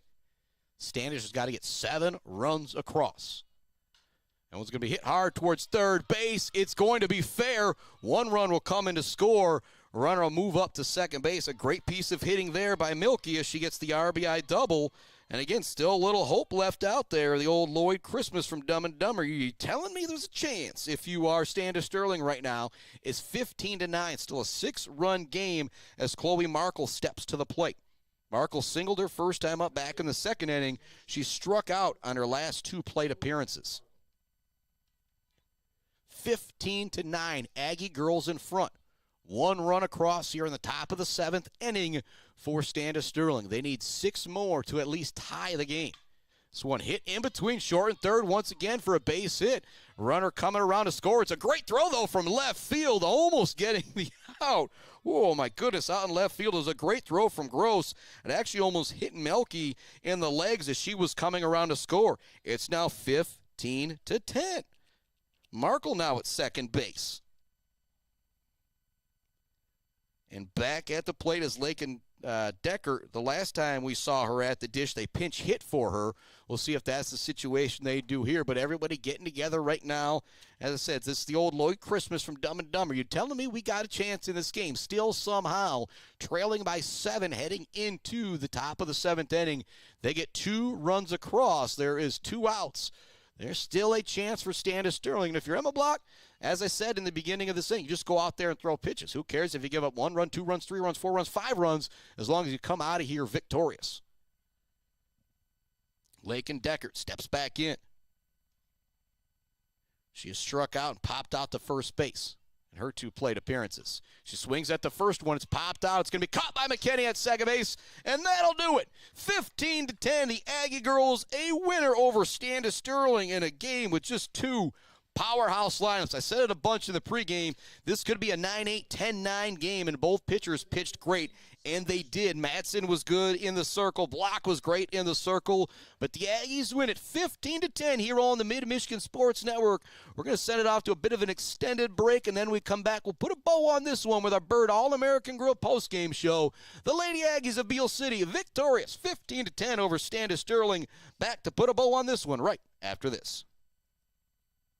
Hello, I'm Mike Stanton, and I'm honored to represent the Marilyn Chapman Memorial Fund, created to honor Marilyn's legacy of generosity, compassion, and commitment to our community. At its core, our mission is simple: to support our youth, remove barriers, and create opportunities for kids to grow, compete, and succeed, both in their community and in the game of life. We are incredibly excited to support the Mid-Michigan Sports Network. They do an outstanding job highlighting student athletes, local schools, and the power of teamwork, shining a light on the hard work and dedication that is often overlooked. This partnership allows us to celebrate not just wins on the field, but character and leadership along the way. At the end of the day, it's about investing in our youth, strengthening our communities, and carrying forward Maryland's spirit of giving. To learn more about the Marilyn Chapman Memorial Fund and the events we support, find us on Facebook by searching Marilyn Chapman Memorial Fund. Go Blue Jays. Value is not just a price. When you buy something for your home, it's an investment. Knowing that you're getting a great deal and service after the sale is priceless. At Woods Household, we only carry quality products for your home at competitive prices. Furniture that is attractive and durable. Comfortable mattresses that last for years. Flooring that stands up to wear and tear. These are all products that last by trusted name brands like FlexSteel, Serta, Whirlpool, and many more. So shop the Woods way. Mumford Oil and Gas Supply is your one-stop shop for top quality products and procurement in the Michigan oil and gas industry. With over 45 years of experience and a strong commitment to customer satisfaction, Mumford Oil and Gas Supply delivers the best solutions for your oil and gas production, drilling, and service needs. If you need it, Mumford Oil and Gas Supply can get it. Visit them on Fancher today or give them a call at 989-317-8582. Malley Construction in Mount Pleasant are experts in residential and commercial construction. From poured walls, flat work, pipe work, and road work, Malley Construction does it all. And they are Michigan Department of Transportation pre-qualified. Malley Construction is family-owned and a proud supporter of local high school sports.